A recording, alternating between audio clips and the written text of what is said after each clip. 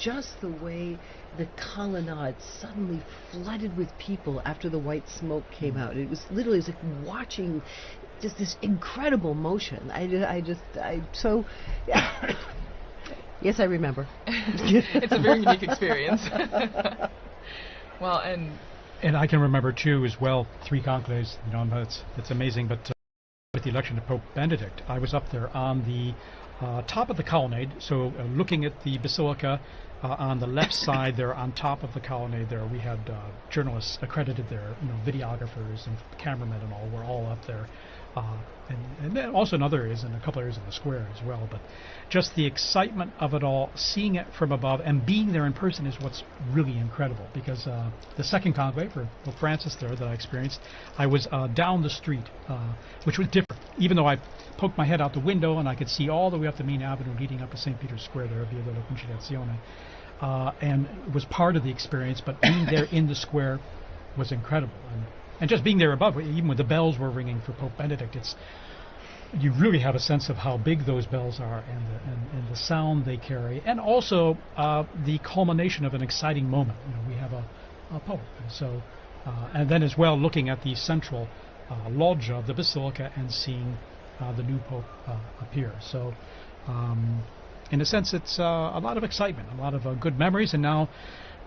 I'd like to say what really strikes me about this this conclave per se are incredible high-resolution photography, drone photography, our Vatican drones, you know, providing us with incredible images here, and the super-duper high resolution. I mean, you can even see the little bits of cement and speckle, you know, maybe some patches need to be fixed there on the the roof of the Sistine Chapel, but it's providing us with almost an experience. You feel like you're there, even though you may not be right there physically. I have to say this is a little ironic, however, since most people know the Vatican for its incredible treasures of beauty and sculptures and paintings, and right now the calling card of the Vatican is a chimney that needs a coat of paint. And some new tiles, maybe. Yeah, and some new tiles. The least aesthetic thing we've got is what the world is looking at. Wow, that's a good, at least I see it as like an old and new coming together, maybe? I mean, we don't see the new, but I guess the new is the symbolic new Pope being elected. But you're right, it's definitely in need of a little extra loving, a little TLC. I was thinking more of like a metaphor. Like, between everybody gets very lost in all the glitz and glamour, and look at the gold and the marble and the paint and the color. And they really forget it all began a humble fisherman, someone who was not terribly aesthetically pleasing himself, who died in the most unaesthetically pleasing way imaginable and got thrown in a hole in the ground. The tomb of St. Peter, after being executed for a crime he didn't commit, was just a hole in the ground. And all of that beauty that everyone enjoys so much comes from that. And so here we are looking at a humble little chimney, and in a little while, or today or tomorrow, whenever it's going to be, a little smoke is going to come out, and it's an opportunity of more beauty as we have a new Holy Father. So I'll put up with it. Indeed, yesterday, the procession going into the Sistine Chapel, and they begin in the Pauline Chapel there, and you have Michelangelo's fresco of the crucifixion of Peter. I mean, isn't that a powerful moment to live and experience for them, and reminding them of the origins of where this is, what it's all about, and the origins of the first Pope Peter, and also how he gave his life in the whole mission of proclaiming the gospel, and indeed right here in this place as well. That's where he suffered martyrdom. Exactly, where the cardinals are driving across from Casa Santa Marta to get to the Sistine Chapel. They're driving through the site where Peter died, and in fact it broke my heart yesterday, all of these the beauty, as you were saying, the incredible resolution, the images, you looking at these paintings. We've got kind of a lot of the media just sort of talking about, like, look at that front runner, look at this front runner. I'm like, look at those paintings. Mm-hmm. No one is ever going to see them. Stop and look at Michelangelo's last frescoes. And the most amazing thing is that that Pauline Chapel was used for conclaves. It was actually, it became the home of, I think, 4 or 5 conclaves.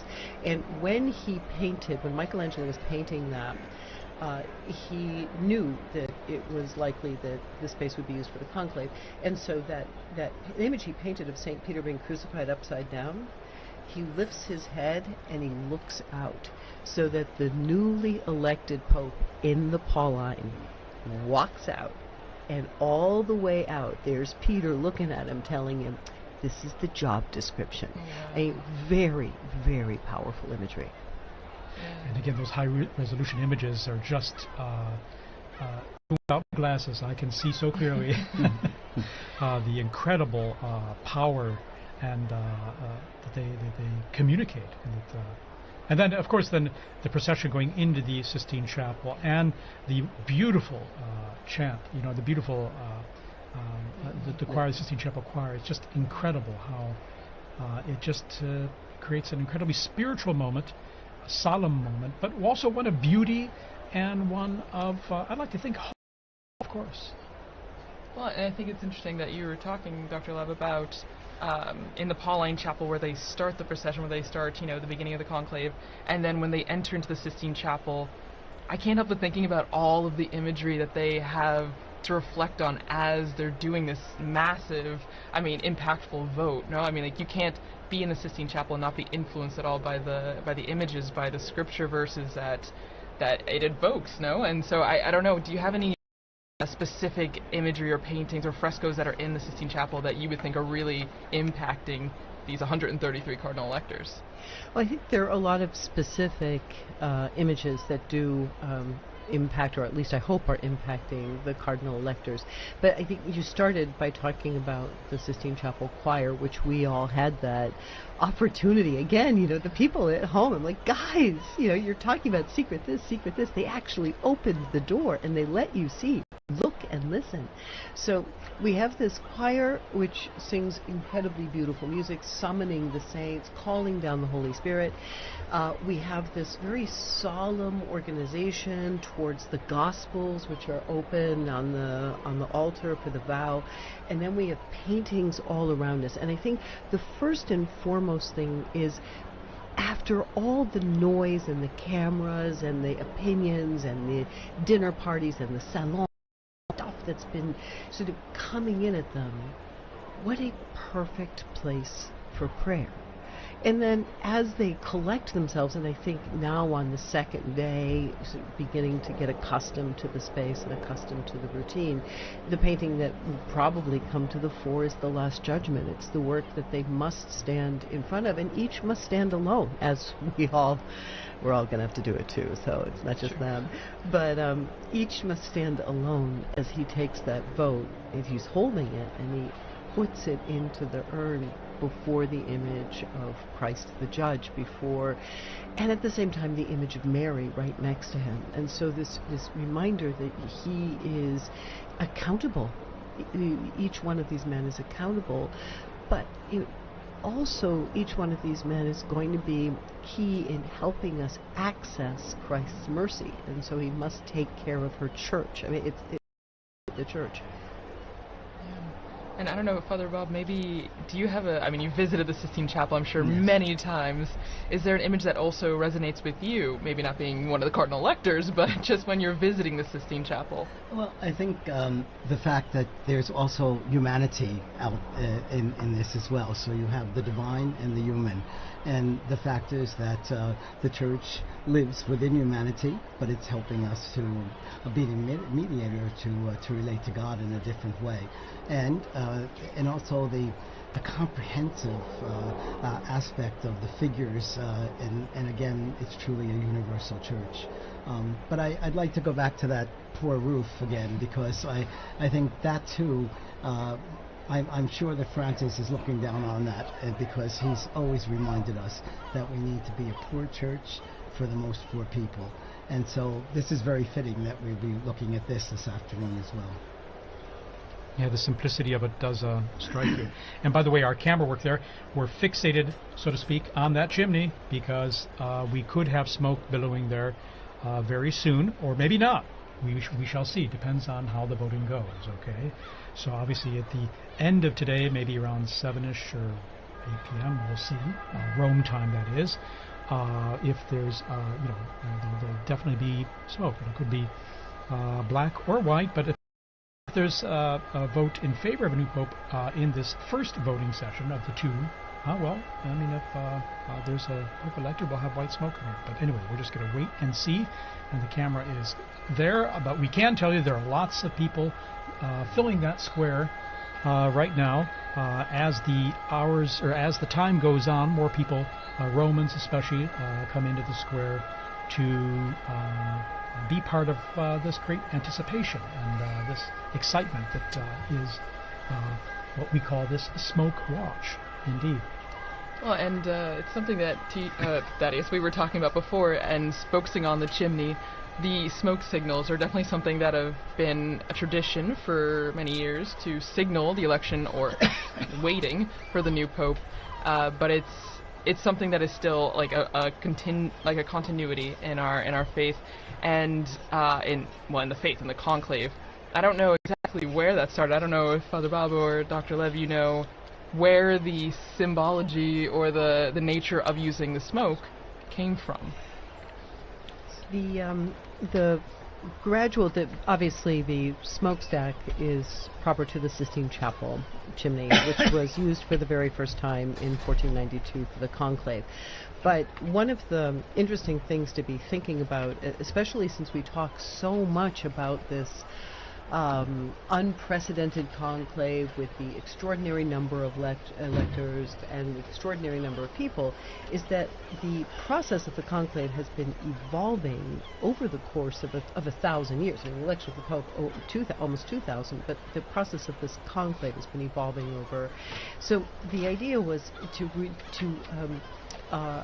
find a way to minimize the contact that the cardinals have with the outside world. And so eventually in the construction of this building, which was constructed specifically, I mean already it was constructed to have one entrance and one exit to be closed with a key, conclave.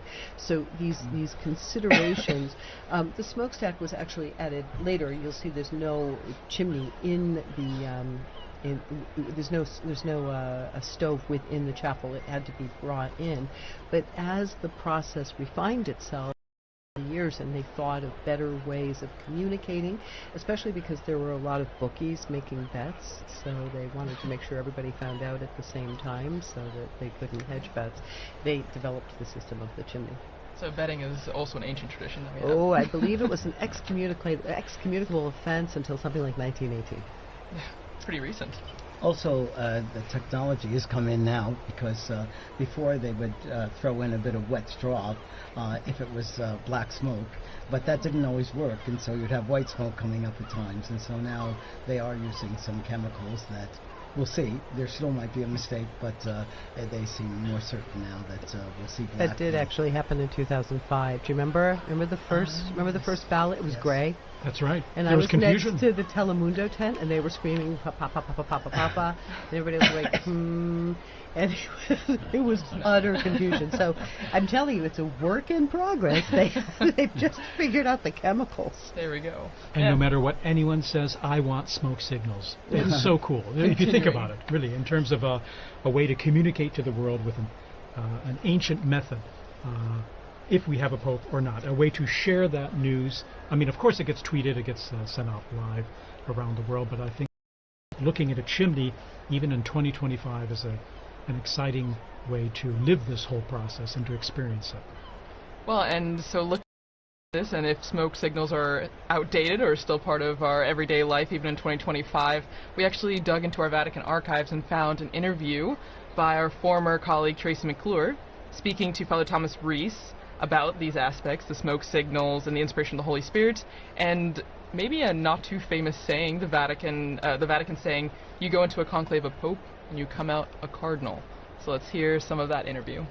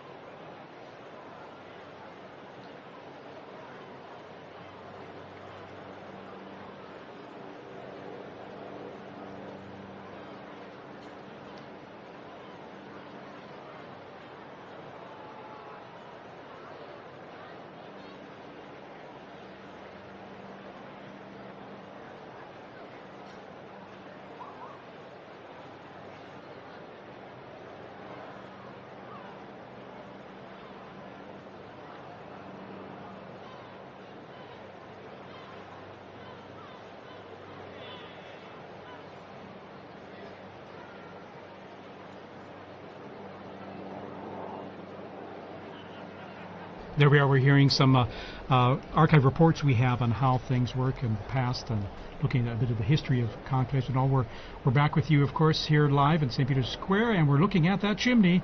Nothing yet right now, but we're going to go into the square to talk to our own Joseph Tulloch there, who's going to tell us a bit about the atmosphere with those in the square.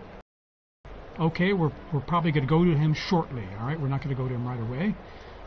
There are a lot of people in the square there, and one of the challenges is connecting with people in the square live because of all the people crowded there and the cell saturation that there can be of talking with people and talking to them live in the square. Okay, but he's our colleague Joseph there. He has sent us some comments of people there in the square, and we're going to hear some of what they have to say. He's collected some of that for us. All right, let's go to it.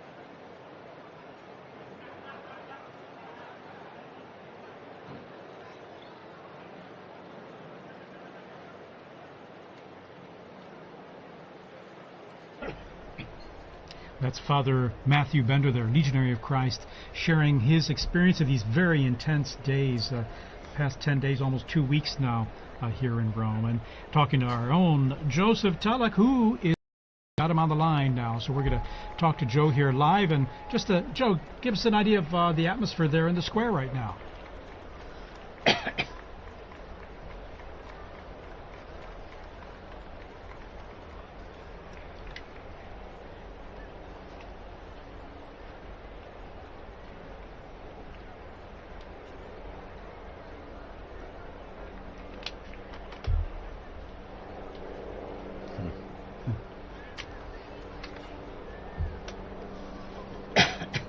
Well, I'm feeling really lucky because I'm working and I can also look at the chimney and follow the conclave. But Joe, tell me, are more and more people kind of streaming in there now as we're getting close to a possible smoke coming there?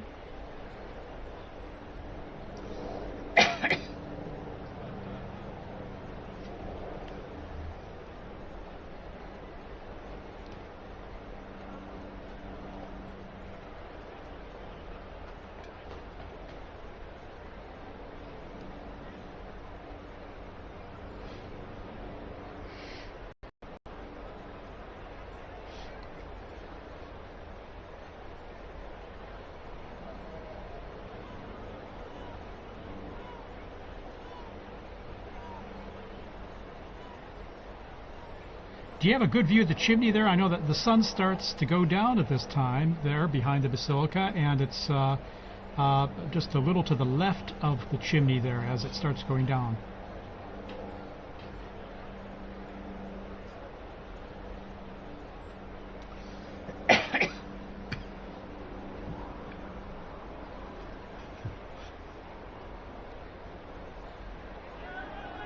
Well, I hope you have some sunglasses there too, because that sun is very strong. It's been strong these days, actually, as we go into the summer here. All right, Joe, anything else you'd like to add before we go back to you a little later?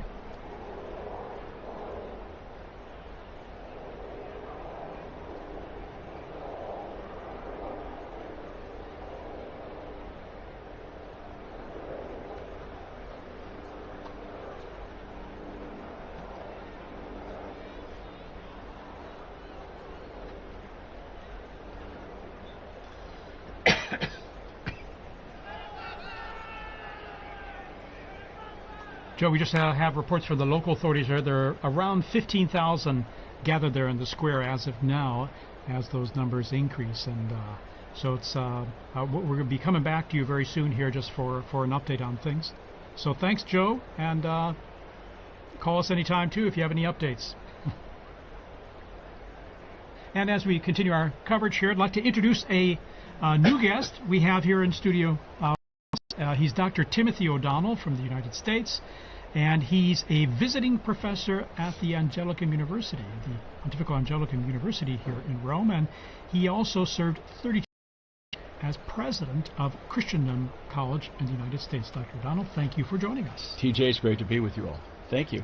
How's this experience for you, being here not only as a visiting professor, but also for, as I've mentioned, these very powerful days, and now just over almost 10 days now we've been living through It is very powerful. Even now looking at this chimney, I feel almost the way like a little kid would feel waiting for Santa Claus to come down. I mean, there's that sense of joyful expectation that something would happen, because I've been here for 4 papal funerals now, and that sense of the sede vacante of not having a father is really, it really hits you hard. I remember we first came over here as students back in 1978. We arrived 2 days before the funeral of John Paul I. And I remember it had rained 3 horrible days, just torrential rain, and even during the funeral it was still raining. I remember wood splatting on the coffin, and that sense of desolation, and that mournful bell at St. Peter's with that dong, dong. You just feel like, oh my, of loss. And that lingers at the very beginning, but I think as you begin to move forward, that begins to move away, and hope begins to spring up, and sort of longing that this is not an end. The church renews itself, you know. And so this is going to be a great opportunity to see people once again. But being in Rome is always a great experience, but when you're dealing with these type of historic events, it makes it extra special. In fact, that's even my own experience as well. I mean, the sense of loss there is when we lost Pope Francis, when, as well Pope Benedict or St. John Paul II, when we lost them, there's a certain emptiness you really, really felt, of course. And that's why I always feel like these 9 days of mourning, the traditional 9 days of mourning, are a powerful way to deal with that aspect of loss and to mourn the loss. But then now we're in the conclave, and there's this sense, that's why I say hope, because of renewal. There's going to be a new Peter to lead the church and to accompany us on this journey, and to keep all of us kind of as united, keep all the sheep sort of united with a new shepherd. So Yeah, there was a definite sense of desolation. I remember when John Paul was elected, we made a promise, my wife and I, that wherever we were, we'd come back for the funeral when he died. We didn't know it was going to be 27 years later, but we did come back to that. And I remember it was just so sad because the power and the presence of John Paul was like, how could that ever be replaced? So we're standing there for the funeral, and you're trying to get a perspective on what this pontificate meant. And I remember there were media people going through the square, and there was a gentleman behind us who was from Poland. And the guy was going on asking different people, where are you from? Why are you here? And this Polish gentleman behind me just started to weep. And he said, I'm from Gdansk. He said, I would have crawled down to Rome on my hands and my knees. This man gave us our freedom. He gave us our dignity back again. And that's when I began to think, how can we possibly replace this Pope? So it was consoling to think how great, but it even added to that. But then, of course, God has his way, and then when Pope Benedict XVI comes out, you say, oh, thank you, Jesus. In other words, it goes on.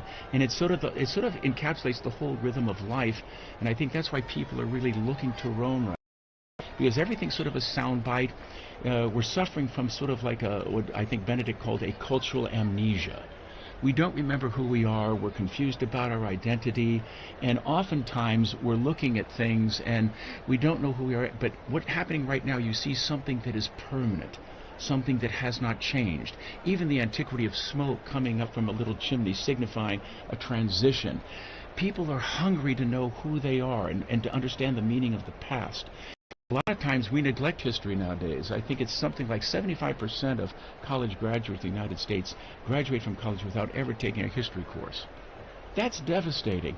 So when you actually see this type of living history, I think people are naturally attracted to that. And that's why I think it is a great time for catechesis to talk about the longevity of the Church, the beauty of the Church, and the beauty and the richness of these traditions.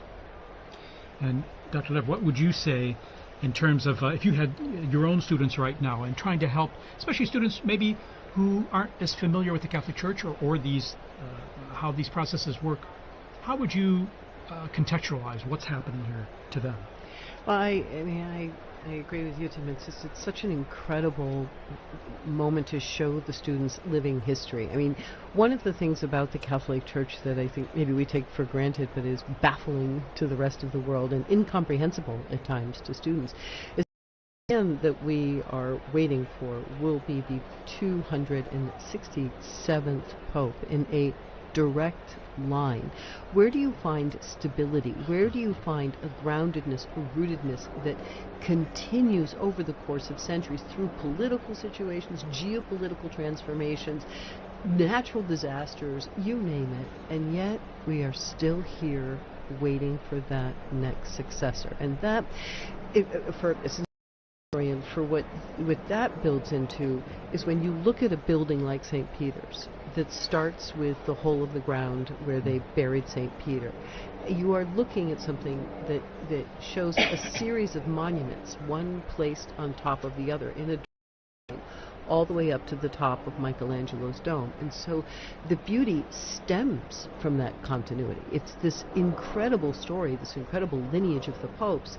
It forms almost like the invisible scaffolding around which all of this beauty can be arranged. I think there's a theological message in all of this too, because all of the everything that we know and we believe in starts with Jesus, and he suffered and he died and he rose again from the dead, and that's the basic message of our church, and we've stayed faithful to that message. There may be debates around certain pieces, but that's the center of our church. And I was thinking a great deal about how prophetic it was that Pope Francis chose hope, Pilgrims of Hope, as the theme of this Jubilee. And shortly before he went to the hospital on February 11th, he released the World Day, the Message for the Sick, the Day of the Sick. And the themes he touched in that are the very things that Doctor was talking about, and you're talking about, Doctor, as well. That suffering is part of our humanity. Christ overcame sin and death for us, but also that through suffering so many times we find much more meaning and we find true love the kind of love that Jesus has for us, we can give to each other as well. And I think those were themes that he must have been thinking about, because he already was not well when he released that message. Well, that final moment, we were there on Easter Sunday, when after Yeah, he exactly. spoke with Yes. great difficulty, but then they put up on the monument, he's coming down, and the excitement of everybody, he's actually going to come down. Couldn't believe it. And I had a son and daughter here with their little baby, and the family, it's going to be blessed by the Pope. But then he goes around and just not only just in the square, but then he goes out again to the peripheries, reaching out to everybody, and still in that condition. You can see he was in pain, he was suffering, and he's still taking babies in his arms and things. So what a powerful message and a beautiful message. And I think in some way that encapsulated the beauty of that pontificate, the sense of suffering and trying to give of himself, reaching out to the peripheries and the margins, so that everyone could have a bit of him. And it's almost like, I can't really be Pope if I can't be there for that Urbi et Orbi and be present with the people in the square. So even there, just pouring himself out in libation in a very beautiful way, very symbolic way, I thought. He gave us a bit of him, but he also always focused it on Christ. Oh, absolutely. So he brought us back to Christ, and that Yeah. was the end of this message for the world. That Yeah, it suffer said. the little children to they were still coming to him, Yes. which was a beautiful thing to see.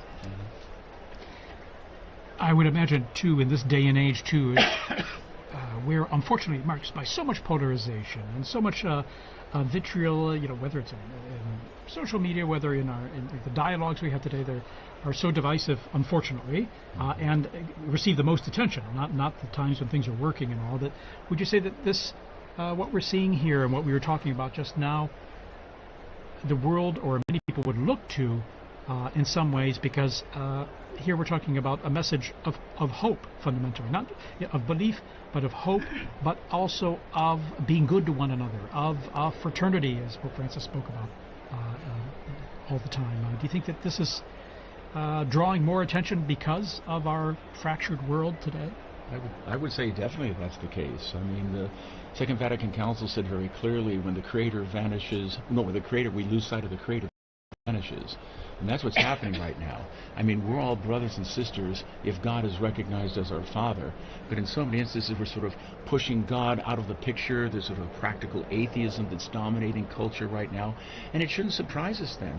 There's acts of violence. You have the terrible reality of abortion that we're seeing in our world. And all of these things are stemming from the fact that we no longer recognize that we are the product of a loving Creator who has endowed us with intellect, will. We're made in His likeness. And that has to be the foundation ultimately for any type of long-lasting peace, etc. And I think the Church, all of us who are Christians, have a serious obligation to try to communicate the dignity of the human person. And you realize the impact that Christianity has had down through the centuries.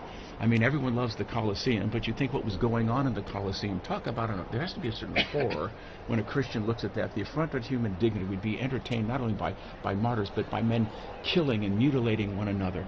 But Christianity, through Telemachus and others, finally put a stop to that. And the hospitals, the orphanages, all these great things where we show care and concern for those who are suffering, those who are less fortunate, these are all the fruit of a Catholic civilization and a Catholic way of looking at things. And to the extent that that has weakened or we've lost that sense, I think we're seeing many of these problems begin to emerge once again in spades. I think we have an incredible opportunity. I've been thinking about this few days, actually, over the past 10 days. There's so much coverage about division, about politicking, about factions. I mean, the way that this conclave has been presented to the world, it seems like another streaming series. And I think many of the people who are wandering their way into the square are sort of feeling like they get to stand on the outskirts of a Hollywood movie or some sort of tawdry TV show. I think we really have an incredible opportunity to practice what we preach, in that when that new Holy Father comes out, this is the moment that we show unity, that this is really who we are. The Sistine Chapel actually is designed to really convey that message by pairing these two paintings on either side of the cardinal electors, where you have Perugino's delivery of the keys and Botticelli's punishment of Cora. You have the punishment of Cora, where there's this conflict when Moses wants to pass his authority on to his brother, and the Korah family objects. And then you have Perugino, Matthew 16, you are Peter, and on this rock I will build my church, with the apostles standing around very nicely. So from within the conclave, the first message is to the cardinals themselves: if you accept this, we will have peace, we'll have regeneration. If you fight, we'll have chaos, and that chaos will spread outside. But now, post-Vatican II and our great hour of the laity, it's also our job as the laity to join around the Pope. Politicking is over, faction is over. We have a new Holy Father, and will we follow him together and show the world how it's done? I have to agree. I think even what we were talking about before, and even what Father Bender, I think in the square, was talking about with Joe, that social media does play a role in that, because a lot of people, I mean, younger generations, that's where we get a lot of our news, that's where we get a lot of our information, politics, whatever. I mean, even people are following the smoke watch through social media. And you're right that it can, I've seen a lot of reels, images where it can be very divisive. You know, it's maybe even lost the sense of it's a prayerful event, it's an event for unity, it's supposed to be something that should bring us all together. I mean, I was in the square earlier today, and hearing the different languages and the universality of the church in that, you know, seeing so many people, whether they were Catholic or not, coming here because someone told me when the Pope speaks, people listen, whether you're Catholic or not. He has a very big impact, and I think you're right that we as lay people, and Father, we have a role to use this as an opportunity to grow in unity and peace. I can give you a very practical example of what you just said. When the Pope speaks, people listen. I worked as an attaché to the permanent mission of the Holy See in Geneva for 19 years. And I have to say, most of the time when they were making the governments made their different speeches, there'd be a buzz in the background, everybody was talking. But when we raised that Holy See flag, they stopped talking. They wanted to know what the Holy See was saying. And I think that wasn't because we were saying it, but it was because that was the Pope speaking. Well, he brings something to the political and the social order that they can't find within themselves. Unfortunately, there's been an impoverishment of our political discourse. And so the Pope can bring a message that's truly and goes beyond the different confines within these ideologies that oftentimes are tearing each other apart.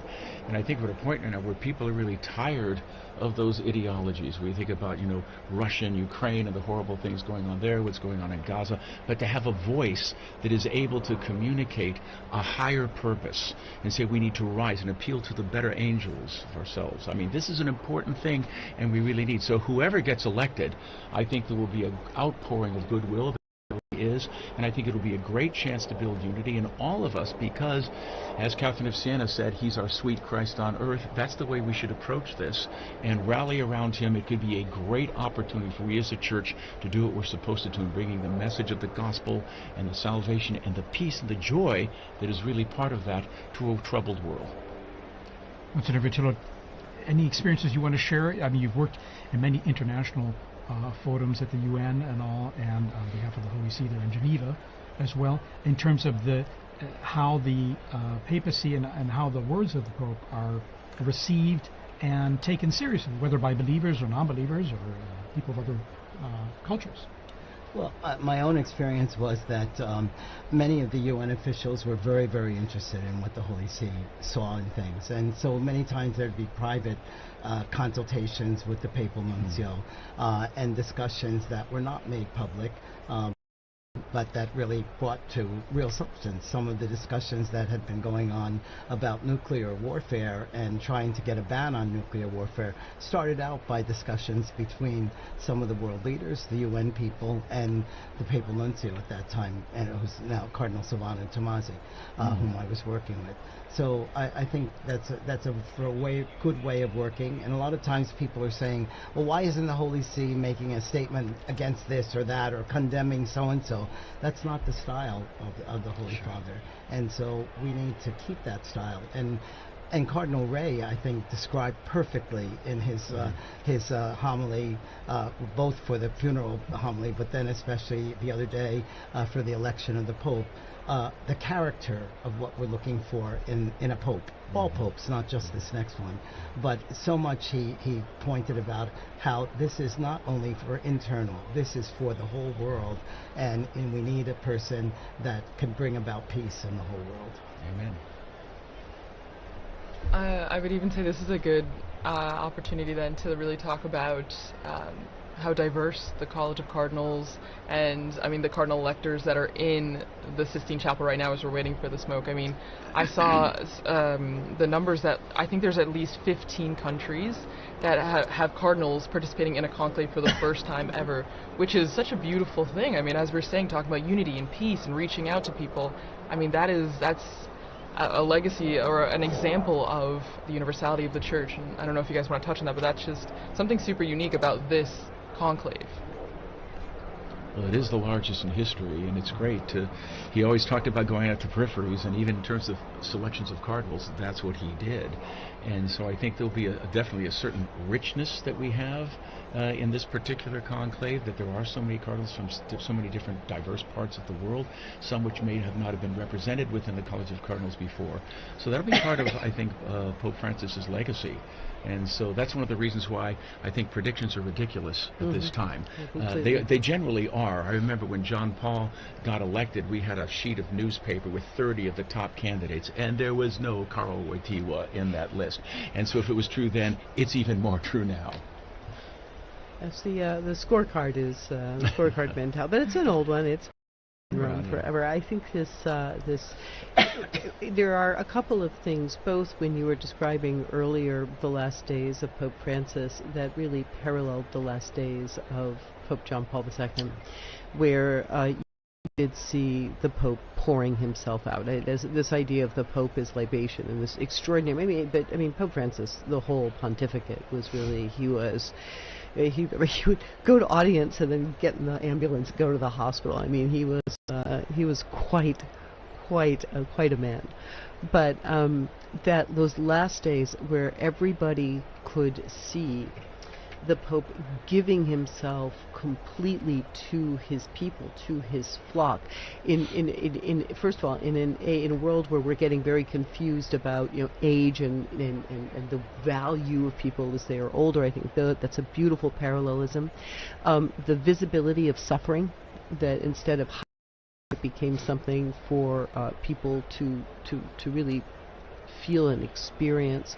And I think also there's a continuity in this growth of the College of the Cardinals. I mean, we have been watching the representation of the College of the Cardinals, the growth of the Universal Church throughout the 20th century get larger and larger and larger. Now we've hit this really exciting new point where we have we've hit 15 new countries represented. We have voices from all over, but again, the plan was always that, and it really shouldn't be surprising. Forgive me if I bring everything back to art, but it's the only thing I know. But it shouldn't be surprising because, I stand in that Sistine Chapel shoulder to shoulder with people from all over the world. And they stand in that space where you have the invisible beginnings up on the ceiling, you have the invisible endings in front of you. It's always been meant to be that. Even in the painting of the Sibyls, you have Africa, Asia, Europe. The Church has always been reaching out, and thanks to the new technology, thanks to transport, thanks to geopolitical transformations, this Church is more effectively able to leaven in the furthest peripheries of the world. In fact, it really struck me seeing the cardinals one by one taking their oath there in the Sistine Chapel, and just the diversity of their backgrounds and cultures that just was really striking. And what struck me too, just watching them one by one, in some ways they look like ordinary people in beautiful vestments and all, but one of them will be wearing white, most likely following this vote. And it's amazing how they can kind of take on or the office takes a hold of them in a sense, or that they become, I don't want to say new people, but there's almost the ministry, the role they've accepted and are taking on becomes part of who they are, and it's almost like they take on a new and living personality, isn't it? Historically, that's true. There have been a number of elections where they picked men that they felt would for a short time, and then they get in there. Of course, the whole church is praying for them at every mass, so you have tons of prayer coming, but they are energized by that. And some of the most dynamic popes that we had, they thought were going to be very short. I mean, Pius V was supposed to be a very short reign. Even someone like John the 23rd, who shocked everyone. I'm going to call the ecumenical council, and all of a sudden announce that on St. Paul, and everyone's, what are you doing? You're supposed to be transitional. But here he goes, and he just goes through it. Now, he didn't see it to the end, but Paul VI came on. But no, this is common. But even like back in Acts of the Apostles, when Peter was in prison, the whole church was praying for Peter. And we continue to do that. And I think there were a lot of graces flow into the person of the Holy Father. I mean, what an incredible office, burden to bear. I think that every morning you wake up and you're responsible for the Catholic Church throughout the entire world, all the dioceses, all the different things that are going on. That's why it's really crucial. Whoever gets elected, we immediately need to be praying fervently for him, for his strength, for his insight, for his courage, and that he will have a successful pontificate in the full spiritual sense of what we mean by success. I really do think, though, he does leave himself behind. I mean, it's exactly what you said. He will not be the same man who goes into the room of tears when he comes out. He will have a new name. Everything gets left behind in that little room. His habits, his friends, his usual bedtime. It all goes away as the new man with a new name comes out. And he comes out. What do we see him wearing? We see him in that white cassock. I mean, he is literally, it's like the baptismal new returned, and then that red stole, that it's just this heavy red stole. I always see people looking at it like, oh, like you sold that thing, you could probably blah blah blah blah blah. But I mean, look at it. It's not an accident. They got plenty of light polyester stoles. You've got this brocade blood red. This is the burden. This is what he has to carry. So we see him walk out there, not pizza ball or tagle or whatever the name of people they're throwing. He's not that person anymore. He's someone new. And in that transformation, I think that's also, while terrifying for him, it's also liberating, because it just allows him to be the servant of God. Let's remember that that Jesus prepared Peter for that, and also all the apostles, the bishops, by teaching them service at that Last Supper, and showing them service by washing their feet. And here you had this this kind of rough and tumble Peter, who said, no, you're not going to wash my feet. Oh no, well then, if you say you have to do it then why don't you wash my head too? And yet he was showing them what it was to be of service. And I think that we have to connect with the papal vocation. It is of service, and it's service to everyone in the world, and that all the more that Pope needs our prayers to be strong in all of that. Yeah, Gregory the Great was the first one to use it. Servus servorum Dei, the servant of the servants of God. Expression. And the challenge for any pope, because no pope can be everything to everyone. Everyone has expectations, and some say, well, I like this about this pope and this about that pope, but no pope can be everything to everyone. They've got to have their own personality, which is transformed, as we say, not only the personality, but their being is transformed by taking on the office. But at the same time, we have to look forward to what their own strengths are, and then also be conscious of the incredible complex, delicate role of being Pope and holding this church together, which is so diverse and so global. Well, and I think, actually, Dr. Liz, you brought up a couple times, right, that art, it all comes back to art, and I think it's really true, because even just you guys talking about the moment when the newly elected Pope goes to the Room of Tears, and then eventually comes out to that loggia, the balcony, right, and in St. Peter's Basilica, and right under that, if I'm not wrong, there's a relief that shows Jesus giving the keys to Peter, which then symbolizes, the entire thing. He starts his pontificate with that right under him, remembering that is his call. Those keys are pretty big. Yeah, they're pretty heavy. Yeah. And those keys were to forgive sins. Exactly. And also there was also a mosaic underneath, which is Jesus saying to Peter that we didn't have before. When Pope Francis came out on the balcony, there was a shot that came from behind. So we saw what he saw. And you looked out into this sea of faces of people just looking up. And despite the fact that we joke about all the screens there, I remember that day, just all of those people with this help me. I mean, just this feed me, literally. And so I think that's, yes, I think it's a very important part of the art, telling the story of, or underscoring the role of the Pope. One of the beautiful things about Pope Francis that night also was, I remember he reached out to everyone and said, "Would you please pray for me?" And then there was a really about maybe 15, 20 seconds of silence, and everyone in the square, everyone had their head down, and they were praying for him. And so that sense of receptivity was not only was there to impart, but as a brother in Christ, he was receiving as well, which is always a sign of humility, the willingness to receive. So that was a beautiful, precious moment at the beginning of that pontificate as well.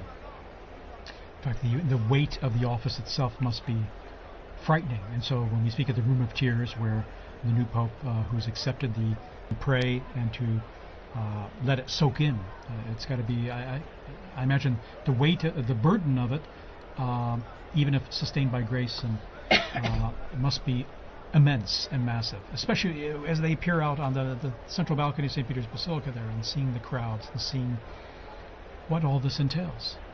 I remember the day after Benedict was elected, he met with a group of Germans who had traveled there, and he referred to the whole conclave experience. He said, "As the guillotine continued to descend," and I just think, oh my gosh, this poor man.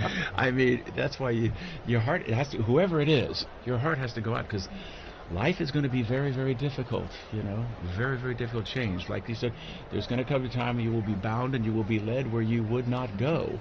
And not everyone has been gung-ho wanting to be elected Pope. There have been reluctant ones. I think Benedict XVI tried 3 times to step down, retire from the Holy Office, his work there. But John Paul said, Jesus didn't get off the cross, I'm not retiring, and you're not either. But he soldiered through. Also was very reluctant. He said he would refuse at the beginning of the conclave, and when the guillotine began to come down, they saw him going, nope. And apparently he had to have a talking to.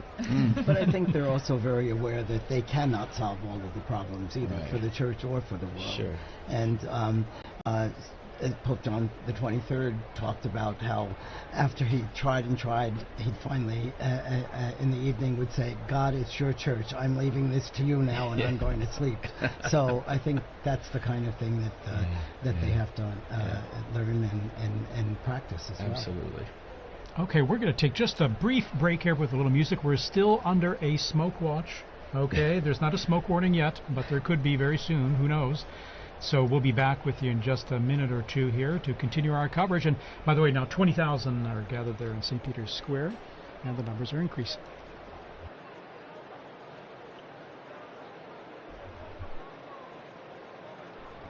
Before saying goodbye, we just want to also thank Dr. O'Donnell for joining us today, because he's going to be with his students from Christendom College to see whatever smoke comes out. So thank you so much. A joy to be with you. God bless you all. Thank you for the great work you're doing here. Appreciate it very much.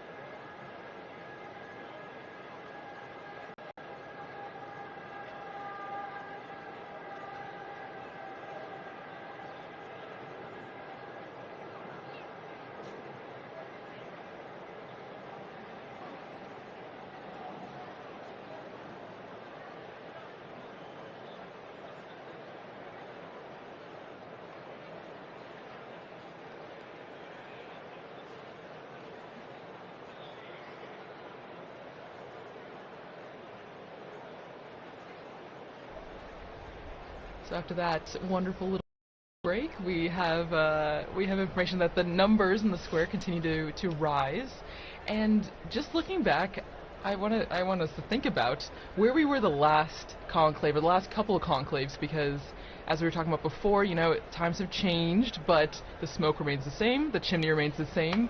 But do you guys all remember where you were, let's say for the conclave that elected John Paul II? Because maybe people remember Benedict XVI, but John Paul II, I was not born yet, so I just have no memories. I right in 1978. I was an age that was not good at outward contemplation and much more into perhaps who was the most interesting pop band of the time. So I just sort of found out at school. Also, I mean, to the social media question, these were things that the information was not as instantaneous. I mean, it really was sitting at the edge of your seat. There was something going on in Rome, in Chestnut Hill, Massachusetts. I still had my homework and had to go home and go to soccer practice, or all the different things. And so I think there's much less of a sense of where I was, because I was really so far away from it. I was going to say, we take for granted today instant communication, instant everything. And I find difficulty sometimes trying to say, well, what was it like before we had that sort of instant communication, high-res, super high-res, instant images? And so it was a different time than, of course, I was kind of maybe 8th grade or something. So I don't remember too much of that conclave. But at the same time, it was a different time, of course, as you mentioned, because the media and instant communication wasn't what it is today.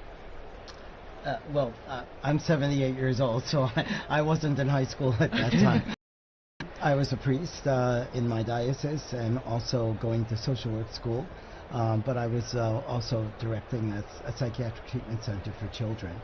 When one of the young children who was with us came to tell me that we had a pope, and then I think I mentioned earlier that he also told me that the pope was Polish, and I said, "Oh, Billy, don't be spreading those rumors around, you know." And then he dragged me to the television set and showed me, yes, indeed, the pope is Polish, and I didn't have the time to go sit and watch television in those days, day or night, but it was a wonderful experience to know that we now have a pope. But even to ask, how about a month before that? When, because there was an election just before that as well. Well, you were talking about John Paul II. First of all, it was one of our child care workers. One of our child care workers called me late at night to tell me that the Pope had died, and I said, "Oh, I think you're thinking a month ago. So we have a Pope now, and of course it was very true. And then it was when John Paul II was elected that I was telling this story. Yes.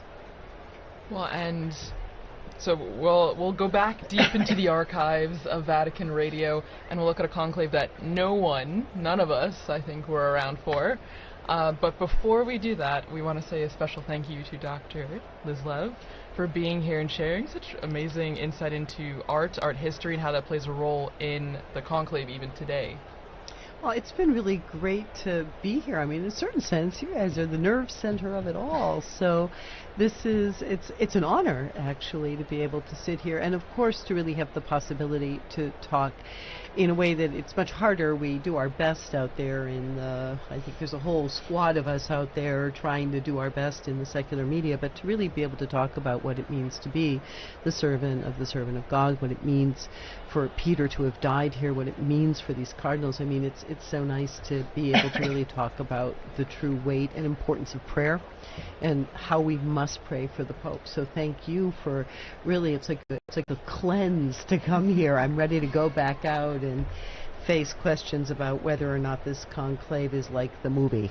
Yeah. Oh yeah. The hot topic of the day. At the same time, I often think sometimes the movie or even other media productions can offer an opportunity to say, okay, yeah, you saw that, you read that book, but in reality, this is how things unfolded in history. So sometimes I'd like to look at it as like, okay, we can use it as an opportunity to say, well, it's not exactly that way, but at the same time, some elements are true, some are not, but this is how it works. It's and it's created certainly helped generate interest, I would say, and so I guess we have to Be grateful for that. So, returning to the question of art one last time, that is the joy of the Catholic imagination. The Catholic imagination can see through to the potential of almost anything. And so, even though this is a tawdry story or it's an incorrect story, the Catholic imagination can find that pearl that is beautiful, good, and true, and bring it out and turn it into something fruitful and wonderful. So, yeah. Wonderful. What a Thank great you so message. much for Thank being you. with us here. Huh? And so we will launch into this old interview that we have from our former colleague, Veronica Scarsbrick, with Father Martin Nolan, the one-time Prior General of the Augustinian Order, who was actually in St. Peter's Square when Cardinal Angelo Roncalli was elected to the See of Peter on the 28th of October, 1958.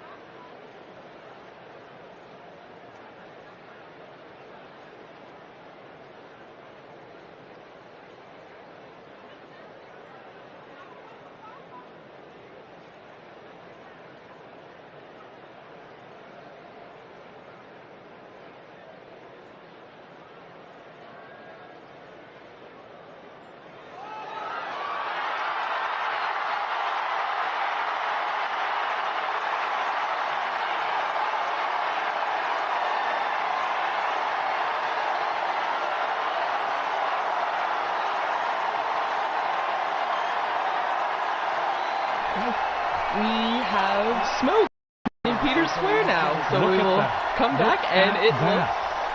looks to be It looks to be white. white. We Look at have that. Look a at that pope. smoke streaming out. This is good.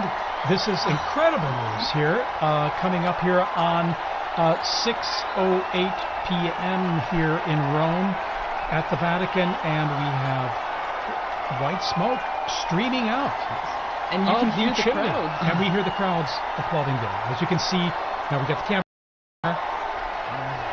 Just This crowds of people crying. is and amazing. Here we are. and celebrating this special moment. It's too late, so... There was a brief moment where we were a little unsure, but it is confirmed it is white smoke. We have white smoke here. A smoke warning.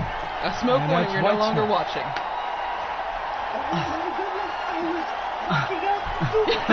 We're back with Dr. I'm back. Levitt. I'm so out of breath from racing up here. I can't believe it. I'm actually I'm flabbergasted. surprised honestly. as well, because given the complexity of the reality we were talking about, Exactly. and the many issues and the diversity. But here we are, and look at our drone footage there. We're just cruising over the roof of the Sistine Chapel. We Wow. see the crowds. The bells ringing. The bells are ringing. It is 100% white The smoke. white smoke. And I mean, as we were talking about before, the crowds are, it's the square's packed. It's incredible. And it's small compared to what's Exactly. going in now. And that smoke just scared away our seagulls there, the little family there that was just relaxing on Sistine Chapel roof there. But actually, as you mentioned at the beginning, TJ, it seemed like they did know. They came back just for the white smoke. Indeed. In fact, and they were giving us a kind of a secret, a bit of information that they knew that we didn't know. But here we are, and then a spectacular, sunny, brilliant evening here, and you can even see from the perspective of the crowds there in St. Peter's Square, the white smoke billowing from the chimney, even as the sun starts going down behind the dome of St. Peter's there. Thanks be to God. Honestly. And this smoke will last at least about 6 minutes, 6.5 minutes. And with a light breeze there in the square, we can see it billowing down towards the square. And we've got now basically about, it's going to be 45 minutes Yes, to at least an hour at least Yeah. before the new Pope, just elected, So before appears we will know who. to greet everyone. And so there's huge anticipation, naturally, of who will the new successor of St. Peter be. Well, and I mean, as we were talking about before, you see the crowds filling the squares, but also the different people will come. I mean, you can see the flags waving, people smiling. It's a big sign of the universality of the church, but then also just how supportive people are in sense of being here for this moment. And now we're going to have an invasion of Romans. They're going to be coming in. Yes. And no, it's only natural and normal. I mean, you live here, so those who can. And he's their will be- bishop too. What's that? He's their bishop too. And of course, he's their bishop. There you go. And so they're going to be streaming into the square now. It's going to be filling up. It will make for some interesting traffic around my house because if my recollection is correct, when they couldn't get any further, they just to the road. So And there you are. They were just there. Just stop in, the road. in the road. But, you know, there's nowhere else to go. That's It's true. over here, That's so- true. Look at that billowing, thick white smoke there. All the different I flags. love the people ready with their flags just in Yes, case. yes. My daughter Waiting. said that the election of Pope Benedict XVI, her closest friend, they went to school right around the corner here, and her closest friend was German. They went running out into the square, and out comes Joseph Ratzinger. She said her friend had this teeny tiny little, teenage girl purse. She pulled out this purse, this flag, this enormous flag, was suddenly waving. Oh my goodness. So apparently, a lot of people come prepared. Yeah, because you just never know. I mean, when I was in the square earlier, people thought, oh no, it might be a longer time. It could take, days.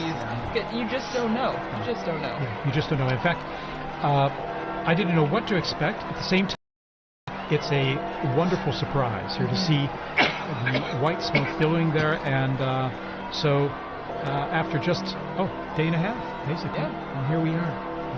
It does with- make you feel like there's a wonderful sense of the noise stopped, the cameras went off, they went into the chapel, they prayed, and the Holy Spirit spoke. I mean, it just really gives us a great sense of confidence. And indeed, this hope that's being realized, that we have a new shepherd, so to speak, someone to take on the reins there and to accompany us on this journey, of our life journey.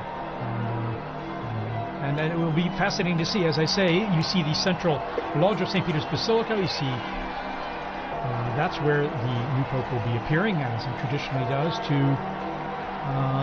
be announced that Abemus Papa, that we have a Pope. And then the big surprise will be as he proceeds towards the central loggia, and we see who that Cardinal is now dressed in white. Well, and for many people, they might be thinking, okay, why is there this long wait, as you mentioned, Thaddeus?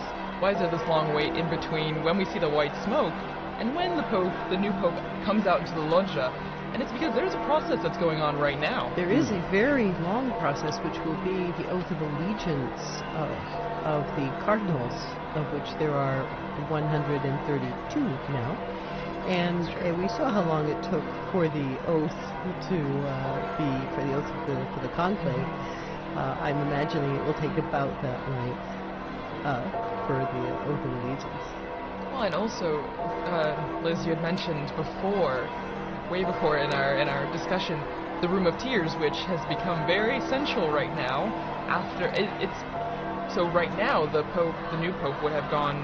Or is it after? I would think that the ballots are burned after. I think he's already, and I think that's one of the reasons why this is kind of a funny hour. Right. As it got to be past 5, I was thinking, well, I guess now we have to wait until 7. But I think this must have been the time that he spent in that Room of Tears, thinking about preparing himself for what is. Look at that square, and that square is it's a microcosm of the millions, if not billions, who are watching, all of them fixed to see, some of them already Christians, Catholics, but other people who are really searching. And there is so much searching going on in the world. And I don't know how many of the people that I've been working with in the secular media circles who talk about, well, I used to be Catholic, or I went to Catholic school, or I was an altar boy, or I was this. But they somehow feel this moment as still their own. It's those sacraments, right, Father? It's like hard to get rid of those. And so he's also the father to those people, and to all the others who don't even know that they're orphaned yet. So all the people we pray for on Good Fridays. Exactly. And there's also a real life need going on in the Room of Tears as well, because probably the tailors are very busy adjusting one of those cassocks to be able, for the new Pope to be able to wear out onto the loggia. Oh, and don't forget the barber. They keep a barber back there just in case he needs like a shave and a trim or something. Like some of them show up scruffy for the conclave, they're not expecting it, so apparently we got a barber back there. Also sworn to secrecy. But these are incredible moments, aren't they? You know? Wow. And what a surprise! We were sending out that report on looking at history, and here we are, the smoke billowing out, and here we are waiting now to see who the new Pope will be. Well, and as you mentioned, TJ Thaddeus, this is we had just heard in that archived interview. I remember where I was when Roncalli was elected.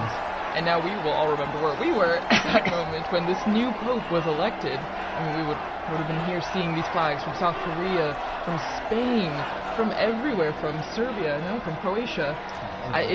It's amazing to see.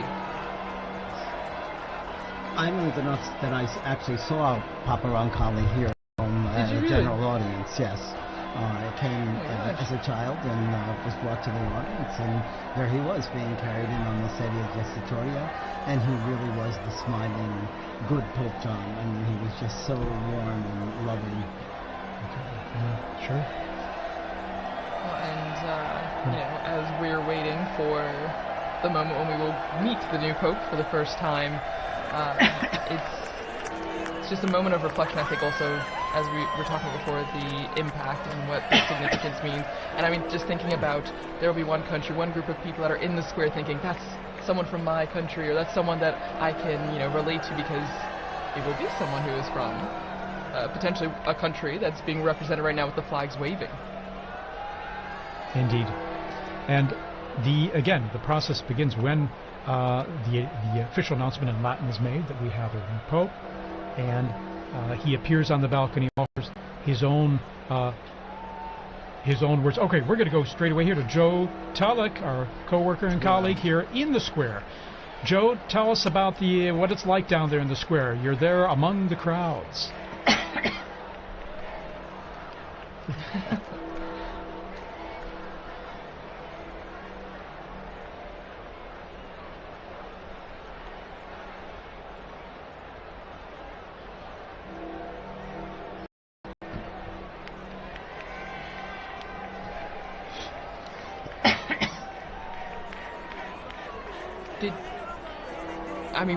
Was there a moment where you heard gasps? Was there a lot of surprise? Did you feel like people were shocked that the smoke happened right now?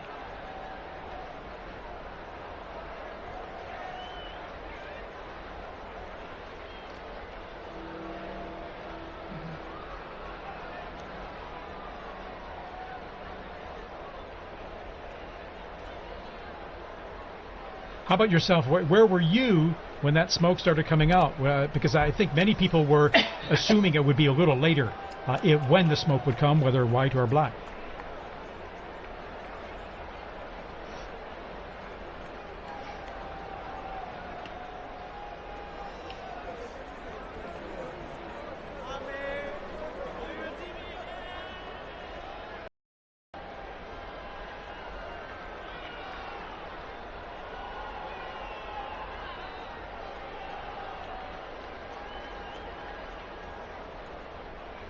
Well, amazing. And I mean, as you mentioned, there's still people running to the square, and there will be probably for a long time, Joe. I mean, because people will be flocking to see the new Pope coming.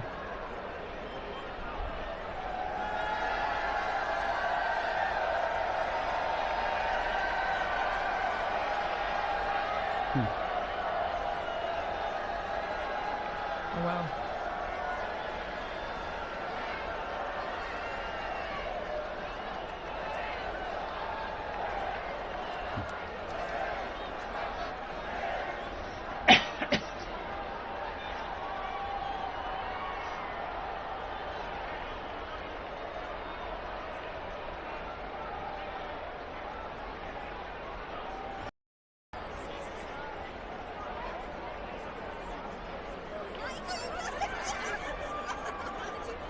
Beautiful. And our camera work here, we were just zooming in on that balcony from where the new Pope will appear. Joe, tell us about, when you're explaining to people in the square, what's next, what's going to happen? I'm sure people are asking you, so what happens? The Pope's new elected, and then...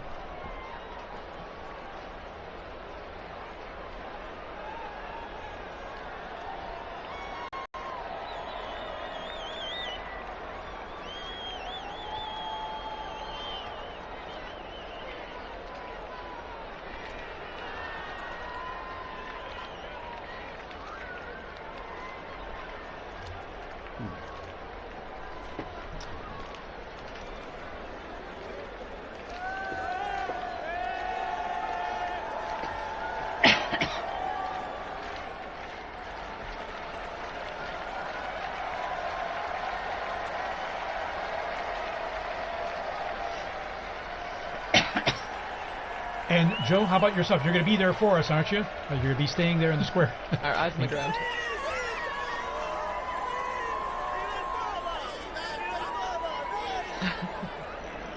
Fantastic. And you'll be telling all your friends about this experience you're having here right now in the future, I'm sure. Well, thanks so much, Joe. Thank you, Joe. We're going to be back with you very soon for more update on all happening in the square there. So, Monsignor Vittillo, tell us a bit about this experience for you now. I mean, this experiencing it live, the smoke coming out here, and now our great sense of anticipation for who the next Pope will be. Well, it's just such a privilege to be here in Rome at this time, but also I probably felt closest to Pope Francis because I've served him both as the in my work at Caritas Internationalis and then also at the Secretary General of the International Catholic Migration Commission. I always used to say he's the best guru you could ever have to do public relations on migrants and refugees, and I don't have to pay him a thing, you know. So and there were many times when I was able to meet him, and it was so beautiful an experience each time. So the emotions are more now than they were other times because I loved the popes, but they were strange to me. I didn't know them so well.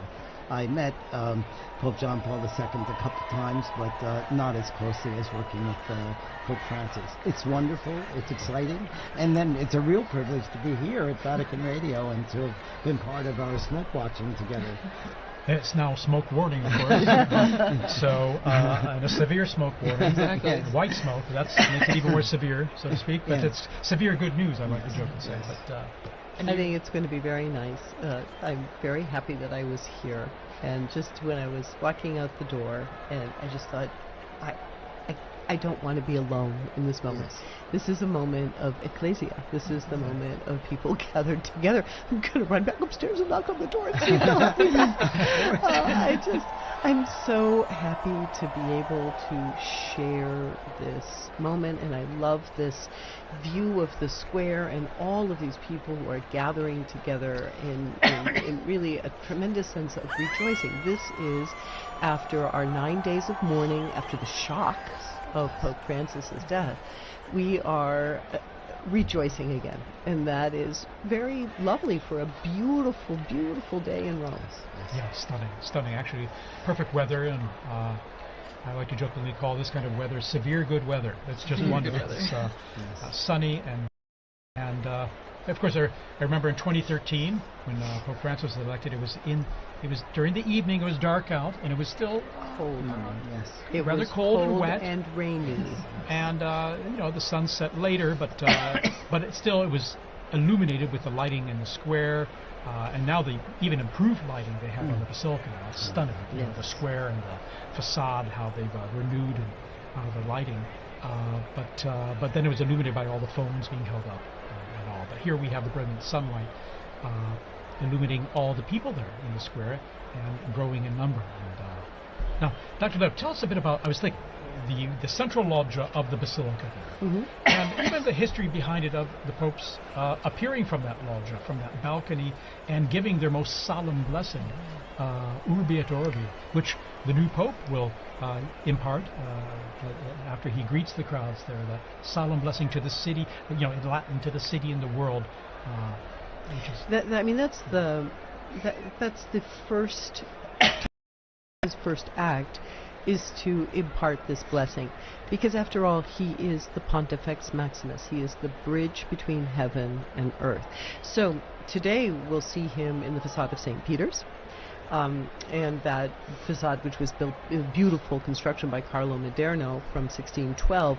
But even in some of the buildings in Rome, actually have a loggia of benedictions. So there's a sort of strange side transept on St. John Lateran, because when the popes lived over there, that was where the pope would come out for the Urbi et Orbi blessing. Or even the church of San Marco in Piazza Venezia, where Pope Paul II lived, he also had a loggia of the benedictions placed into his house/church/ because the popes weren't officially living in the Vatican. And then even what it means to have the Pope on that balcony. If we were in the early 20th century, the first conclaves of the 20th century, there was no Pope on the balcony, because during the so-called Roman question, after the unification of Italy in 1870, during those conclaves, while the newly formed Italian state and the ousted papal state confined within the walls of the Vatican, their tensions between the two of them meant that they would hold the conclave,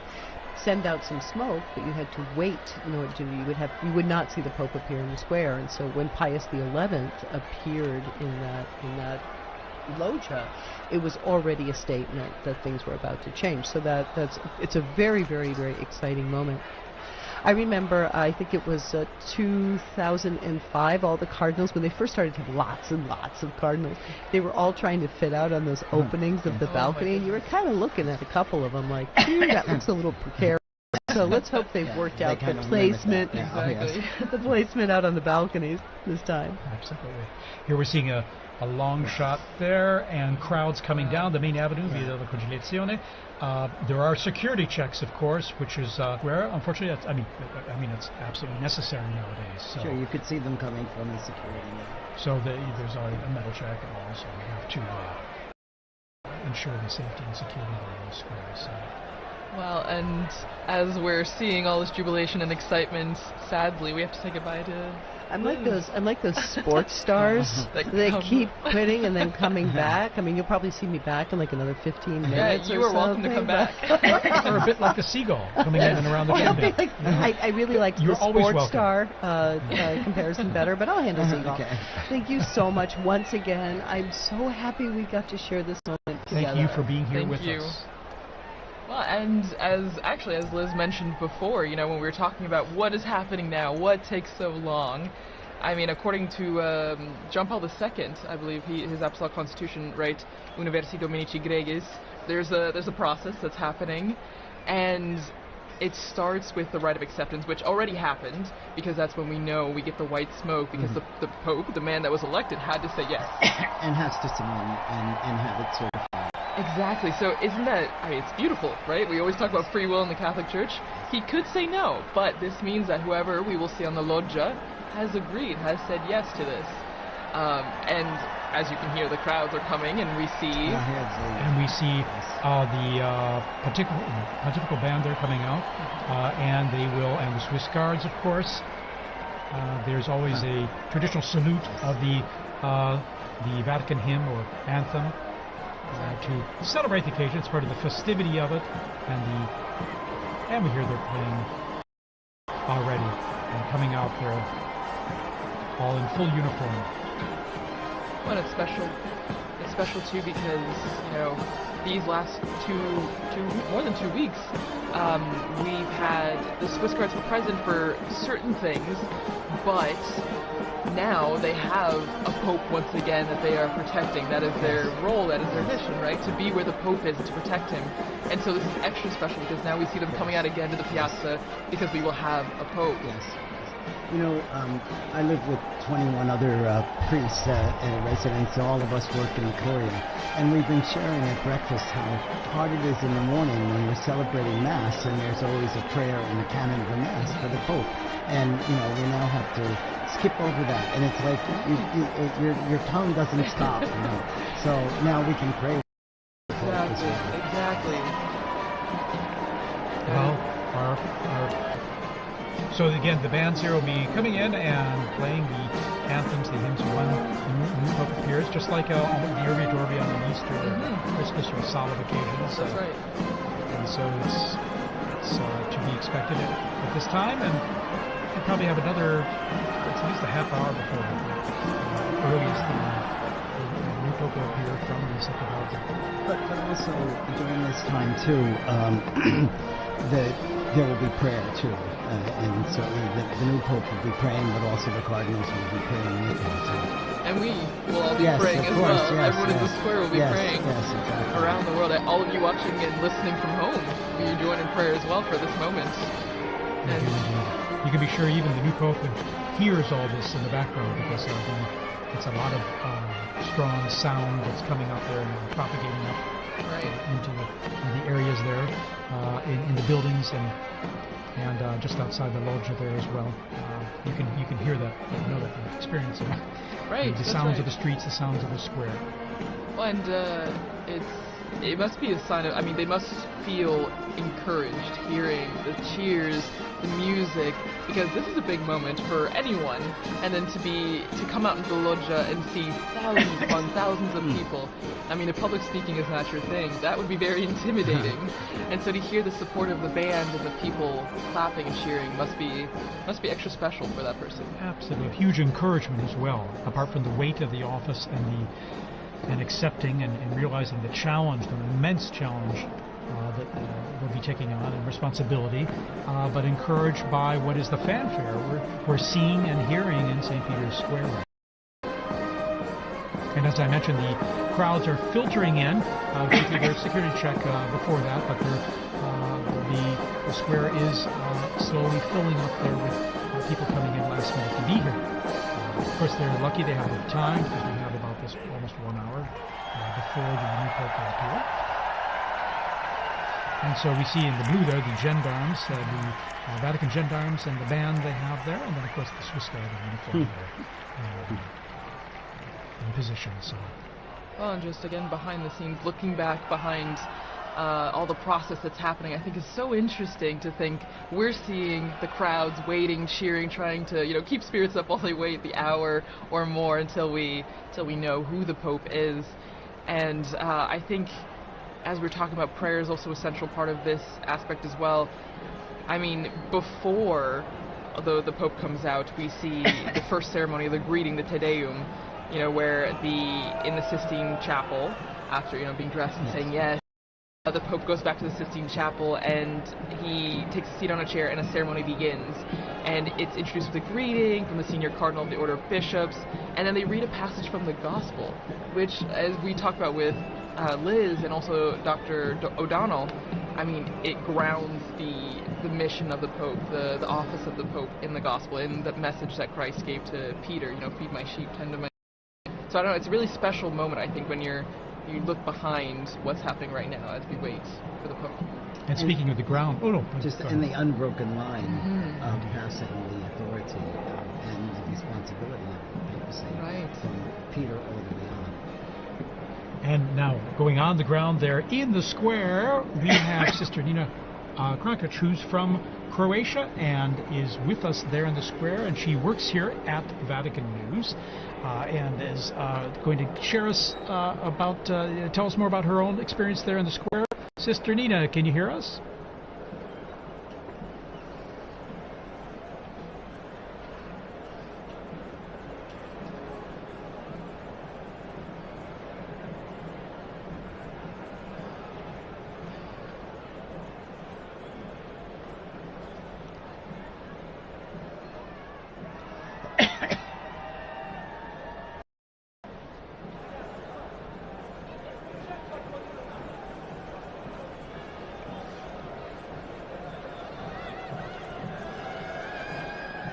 Sister Nina, you must have run out of the building there to get there in the square, because I mentioned the crowds coming in now there's got to be some bottleneck there, isn't there?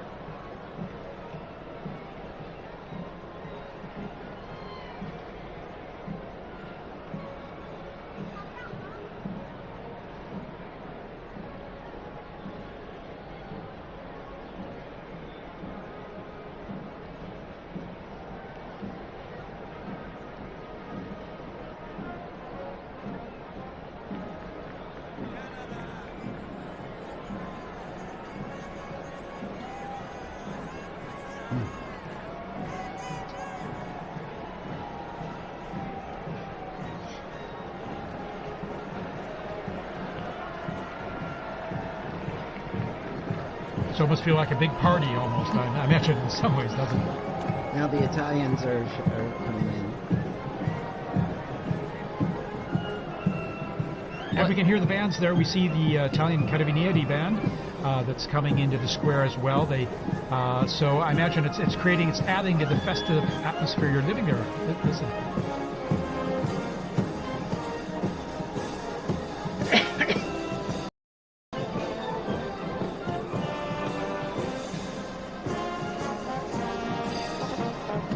All right, Sister Nina, thanks for giving us that update there, and we look forward to connecting with you there again when possible. We know how it's a little tough with the cell signal there, given all the people communicating live on their cell phones and the networks there being a bit saturated. But thank you, and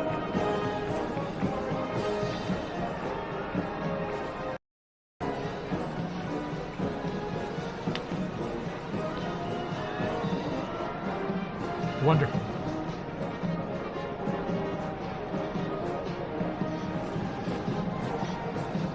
And Sister Nina, by the way, this is your first experience of this type, isn't it? Your first conclave, and so it must be extra special for you.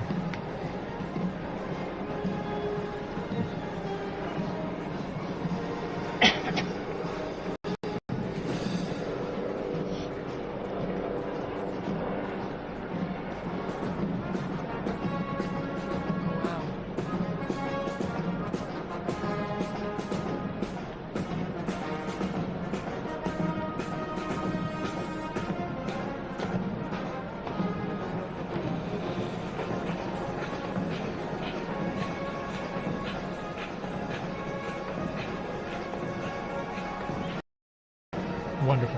All righty, Sister Nina, thank you so much for sharing that with us, and we'll hope to touch base with you there shortly, okay? All right, in the meantime, good luck getting in the square there. All right. Well, and continuing as we mentioned before, the atmosphere, but also what we're seeing. You see the bands, Father, as you mentioned, now the Italians as well, coming up the stairs that we often saw the Pope Mobile drive up for general audiences. And shortly, we're not sure exactly when, but when the Pope comes out, there's a formula that is said in Latin. And for many of us, we might not have studied Latin in school. I mean, my Latin is quite rusty, so I don't know if maybe, Father, you know a bit more about what is going to be said, and for those who might not know, what is the formula? What is said? Well, it says the proto-deacon, and it's Cardinal Monberti is the proto-deacon right now, will come out and say, I have an announcement of great joy, and then he says, we have a Pope, Habemus Papam. I saw some signs there and they didn't have the correct conjugation of Papa, but that's okay. The fact is, the news is and it's almost universal language now in terms of communicating the fact that we now have a Pope. And then after that, he announces the name. The name, yes, in Latin. And so I'll tell you a funny story of that too. A friend of mine was in the square when Paul VI was elected, and he was standing. He's from the U.S. He was a student at the North American College, and no, it was when Paul II was elected, and he was standing next to an Italian woman, and they announced that the Pope was from Polonia, and this Italian woman crossed herself and said, "Grazie a Dio da Bologna." Da Bologna. That guy from Bologna. You can hear Polonia in Italian meaning Poland. Yeah, it's tricky. If you don't know Italian or Latin, it might be a bit confusing. But no, it's extra special, and as you mentioned, I mean, I remember watching with some of my colleagues here at the start of the compilations from the Habemus Papams that we have video or audio of, which is only in the last, just over 100 years that we have video, and it's been really interesting because whether you know Latin or not, you know that phrase and you know what it means, and so it's a big signal to a new chapter in the church. And I'm thinking that the last announcement was by Cardinal Jean-Louis Touron, whom I worked with a great deal, and he made that announcement, and it was so good. He's gone home to heaven. He's now rejoicing once again tonight. That's right. I remember him very well when he announced introduced Pope Francis. And I remember even hearing his name. I was going, and then I looked it up very quickly because, as always, it's a surprise. Right. It's a surprise, and you don't know, because we have such a list of people, and as we've said throughout this entire Smoke Watch, that it's the Holy Spirit that guides the decision, and so we don't know to that moment. Here we see a formation of the military bands, yes. Wow. Guardia Finanza, Carabinieri, and then of course the gendarmes, the Vatican Gendarmerie, their own band, and then we have the Swiss Guards all in position there. We see the usually at a point after the Pope appears, so there'll be a mutual salute of both national anthems and hymns. The retired papal preacher, and also then there's Cardinal Raniero Cantalle's his phone there, we see. Technology. And then Capuchin. And also Cardinal Sean from Boston. Exactly. Sean O'Malley. So here we are. The bands are playing. Introduction here to the Vatican anthem. Oh no, the Italian anthem. Sorry. That's true. The hymns, the songs will be going on until we hear that famous line of Habemus Papam when we see the Pope come out on the balcony. So notes from the Italian national anthem.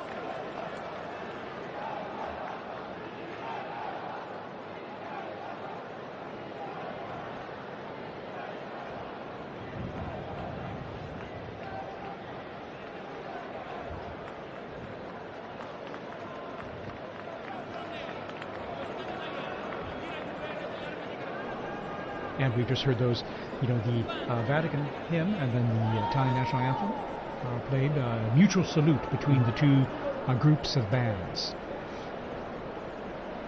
And now the mutual salute and greeting of both. This is just like when we see at Easter and at Christmas, the Urbi et Orbi. during the Urbi et Orbi, when the Pope gives his blessing to the city and to the world. And before that, his Christmas or Easter. So the bands are lined up there as we await the curtains to be pulled back there from the central loggia of St. Peter's Basilica there. And even though the Holy See is a separate country, it's important for Italy to be involved in this too, because he's also the Bishop of Rome. So it's his flock is in Rome as well. Actually, just now taking off my headphones to hear some of the ambient sound, you could hear kind of the craziness that's going on outside. You could hear helicopters, ambulances, fire trucks, everything. And so, I mean, even at the end of Via Conciliazione, where we are, you can hear the excitement and the festivities are happening outside. Monsignor, I think some of that chimney smoke has gotten to me, yes. There's a lot of pollen in the air. Yeah, so definitely. Allergy time. Yeah. As we head into summer. But what a stunning view there. We have the sun just going down behind the facade of St. Peter's. It's always stunning, when it comes time to sunset there with the facade facing east, but then when you're looking at the basilica and the sun going down behind it. It's always so beautiful. So beautiful, yeah. But everybody's eyes are on this. Yeah, everybody's looking up, waiting for the doors to open and then the white curtains to be pulled back.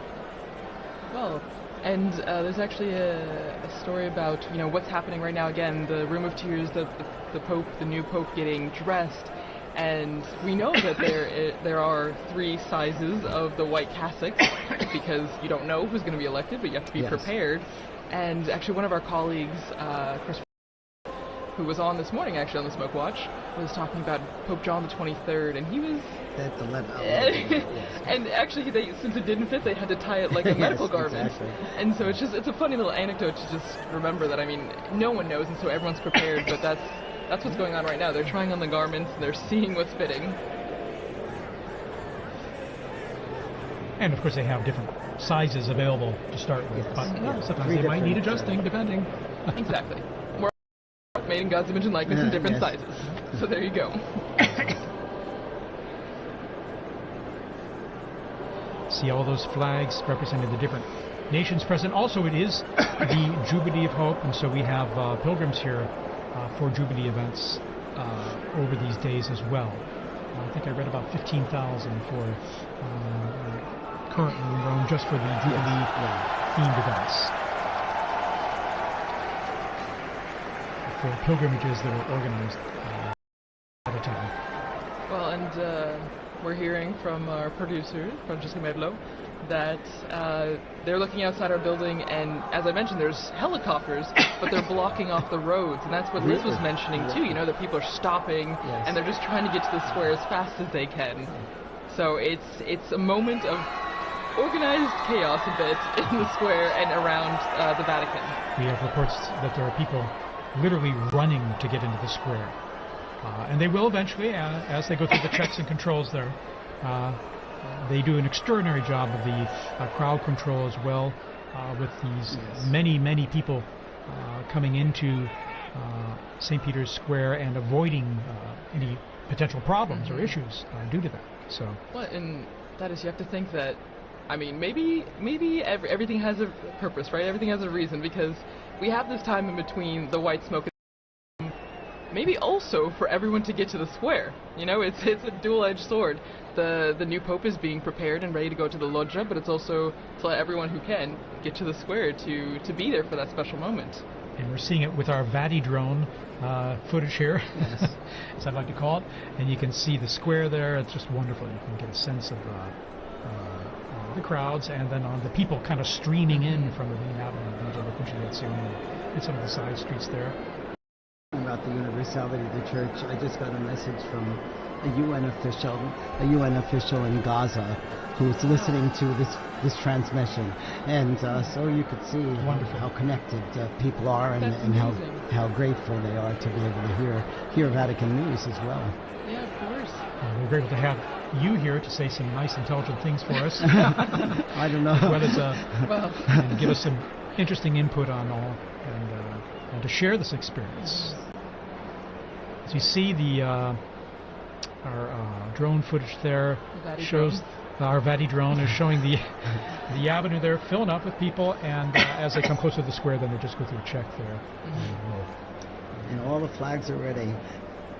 And Thaddeus, since you've been, this is your third conclave in Rome. In Rome, yes. And well, so I haven't been a conclave elsewhere. No, but you've been in Rome. Yes. Oh, yeah. But have you ever had the opportunity, because I know working here, we're always pretty much in here, but have you ever had the chance to run out to the square or see the excitement? For Pope Benedict, I was up there on the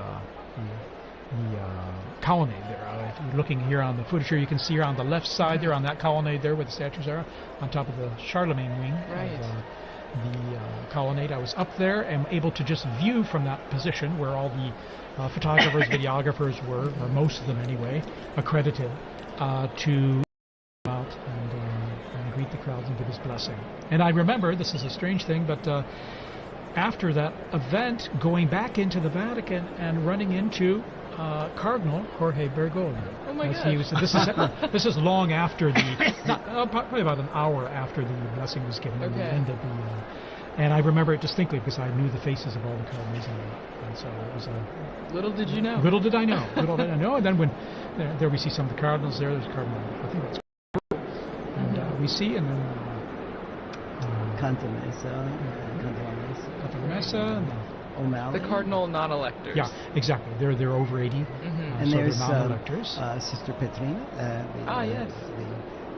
the head of the Governatorato now. And that's Archbishop Fisichella as well, I think. And we see the Secretary of the Dicastery for Communication, Monsignor Luis, as well. Anyway.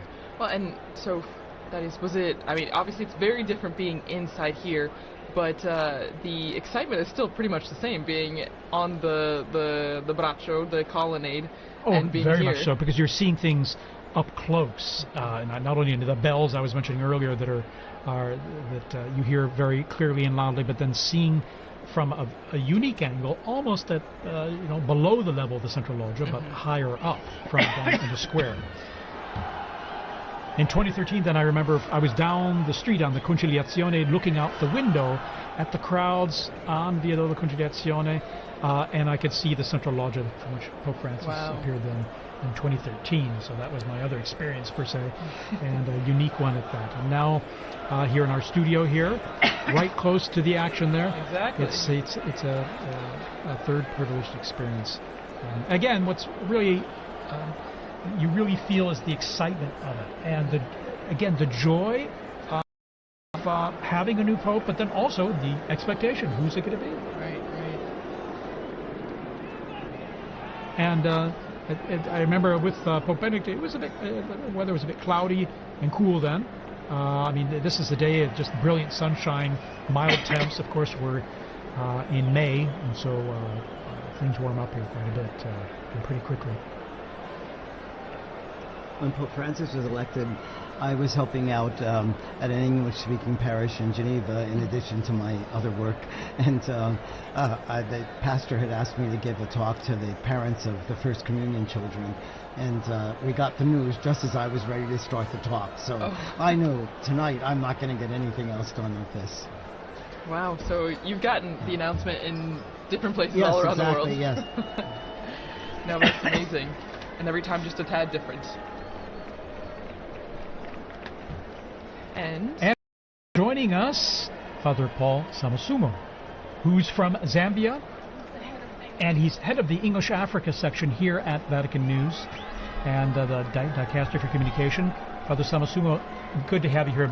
Many of our listeners who listen to the liturgies will recognize your voice as well as you do the commentaries for the papal events. How's this experience for you now? Thanks, TJ. Actually, I've been here all day, and then I went outside to meet someone, and you won't believe I got blocked. I could hardly come in. I've been trying to come back for the last 10 minutes, but fortunately the security forces allowed me when I showed my badge. And, people are just running into the square. It's amazing.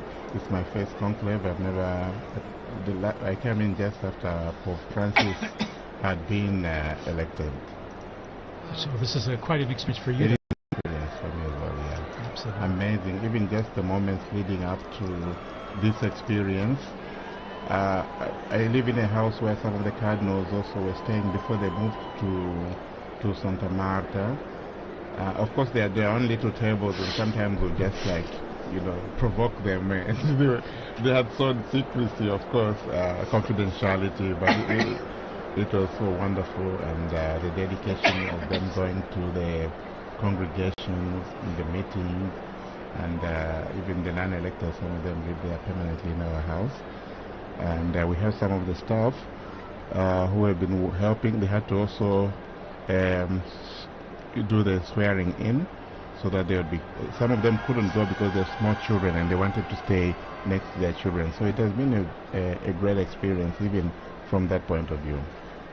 Well, and also, since you're from Zambia, how do you think people in Africa, the African continent, are taking this moment? I mean, we have viewers, listeners from all around the world, but your experience in watching the conclave and being prepared for this Abemos Papa moment, like, what do you think is the atmosphere, the environment of people watching in Africa? It's a great moment. I can tell you already I've received about 5 or 6 calls just within the space of 10 minutes as I was coming in. Wow. From some of my colleagues who are in the media. And I think the most, the call that I really enjoyed was my uncle is 82, and usually we talk to him through my aunt because he has a problem of hearing. But he's so excited, so everybody's following. They're following on various channels there, the national television stations, on radio and so forth. It's a great moment, and knowing Africa, they've always been fascinated by the popes. I remember even from a time when I was a young boy myself in catechism, so the anthem, the papal anthem. Really? Yeah. So that was very familiar for you to hear. Not this one, but there's an old one that was translated in our languages. Oh, wonderful. Translated in your language? Yes. Yeah. And your language? Or Yes, languages? exactly. And what are your languages, by the way? Well, I'm from Zambia, and Zambia has 72 languages. Oh my goodness. Of which 8 or so are the main ones that's widely spoken. English is the official language, so you can get by with that. Fantastic. I imagine people tune in even to our live streams, even if it's in Italian, Latin, or with your translation in English. I imagine it's a way to connect people. Tune in the same, even if they don't understand what's being said. It is, and some directors of some of our Catholic radio stations. I'll give you an example. In Kenya, about 11 Catholic radio stations. So they've been asking, what time is the smoke? Why are we having the smoke? Yeah. Well, and it's really interesting now that we have you, Father Paul, in here, because as we heard from Father Bob, we had a message from Gaza, listening there, and then now you hearing messages from all over, and exactly. So it's the wide-reaching effect of this moment, and as the message or the theme that we've seen throughout our conversation has been universality, and how this is not just for people here in Rome, and not just for Catholics, for people everywhere. In fact, I'd like to thank people around the globe tuning into our live stream here. Maybe you're watching on a local or a national network, local Catholic radio, wherever you're listening. Thanks for joining us here.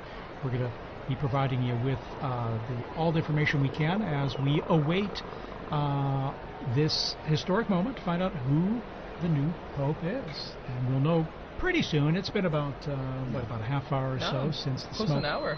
An hour. An hour? Okay. It was around 6 Time o'clock flies. Rome Okay, time. there you are. It was 6:07 or something. Something like So that. any moment now there. And we see the crowds are coming in to the square, still streaming in, slowly but surely. On the sides there, you can see on the right side and the left side, going through the checks there, and then coming into the square, and they can all see things pretty well because there are these big television screens and good high-res ones too in the square and along the Conciliazione Avenue leading into the square. So many people, they can see just what we're seeing all together here. These same images and coverage. Sometimes there's some text message or some subtitling there and info for them, but they can get a good idea of what's happening even if they're not up close, thanks to the nice new technology we have out there. Well, and I'm sure, as we all talked about before, you would also, I'm sure, have experience with this, but using like the screens in the square, us doing this commentary, and you have to imagine that social media is blowing up with this moment, you know? Oh, yes. I mean, everyone that's in the square is live streaming, I'm sure, taking videos, taking pictures, and so the news is spreading even faster than it would have 10, 20, 30 years ago. Exactly. Even just here in Rome, you know, just some of them are from Senegal, from Bangladesh, and so forth. And when the smoke came out, this guy asked me, "Do we have a pope?" And he said, "Do we have a pope?" I thought most of them are Muslims, but that kind of interest is really very touching, and I found very moving. Right. To be honest, yeah. Absolutely. I have another story on that. When Pope John Paul II died, I told you I was and I had to go through Senegal. So in Dakar, there was this long line that I was waiting to go in through immigration, and the guard pulled me out and said, "You know, the Pope has died." I said, "Yes, I know."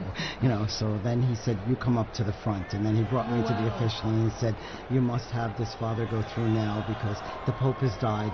And then he told me that he had a chapelet, a rosary from John Paul II because he was part of the police when John Paul II visited Dakar. Next morning, 5 o'clock, I'm back in the line because I have to then fly to Gambia. And again, he came, pulled me out of the line, got me through, came, "Is everything okay with you?" You know, it was really amazing. But you see, again, what the Pope means to so many people. And he told me he was Muslim, but, you know, he was an important religious leader. Right, of course. Again, I'm sure people around the world now are just tuning in, dropping in and out of this broadcast and other broadcasts to see what we're all waiting for with anticipation of who the new Pope is. And that should be very soon now.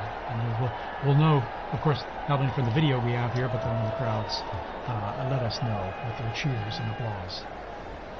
It will be we'll all be trying to give you immediately the name of the cardinal, which has now become the Pope.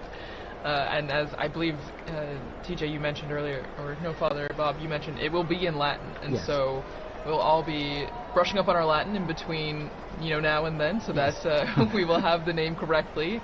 And then we'll also get to hear the name that the new Pope chooses to be I his think new... the name is always also interesting because it kind of gives this vision of what he wants to do with the purpose. Probably not what he wants to do, but what he, you know, what inspires him.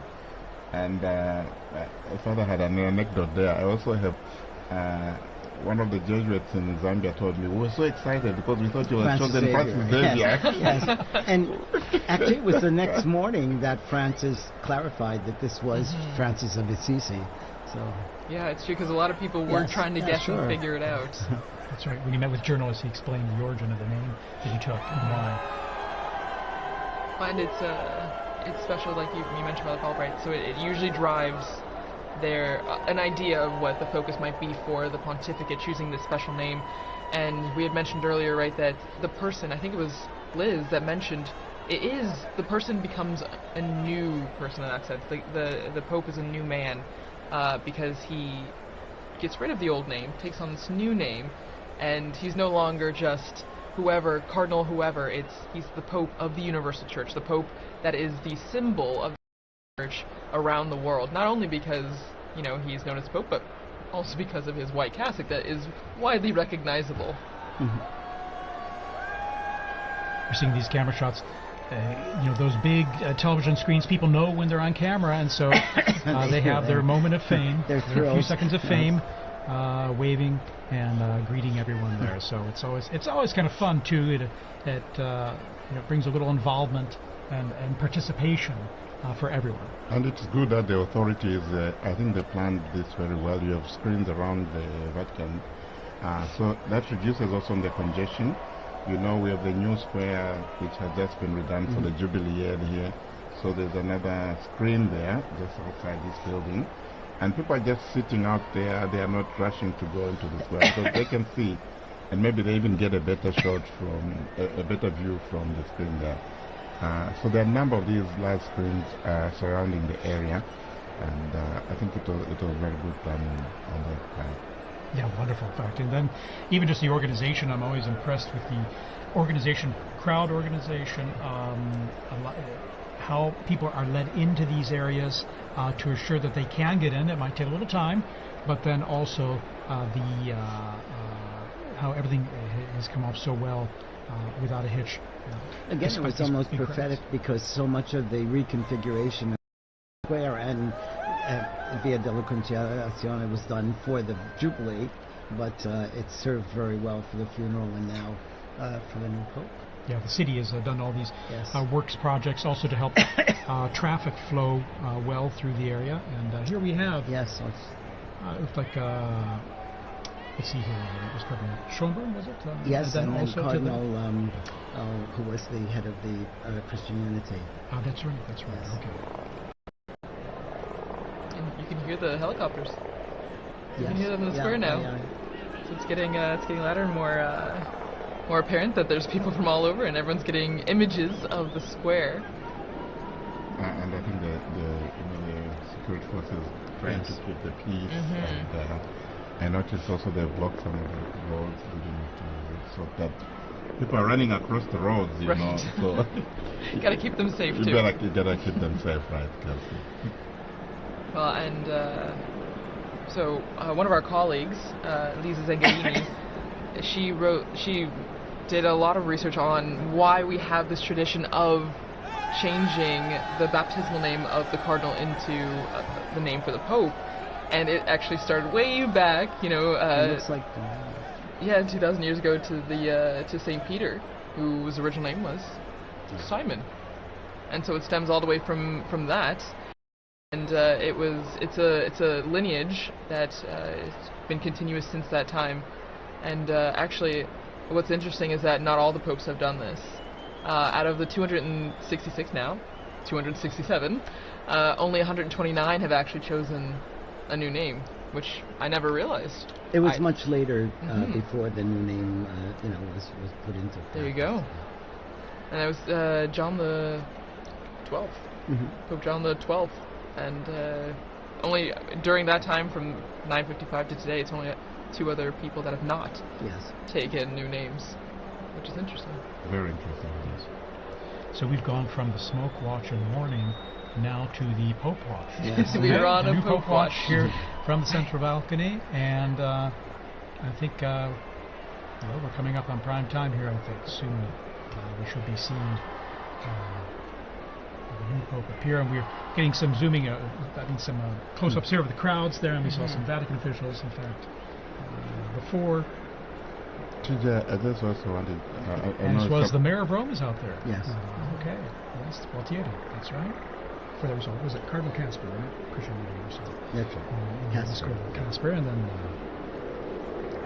I was going to say that it's been interesting also from the time the Holy Father Pope Francis died, how the liturgies have been moving and preparing the people. In yesterday's Mass, just the prayers.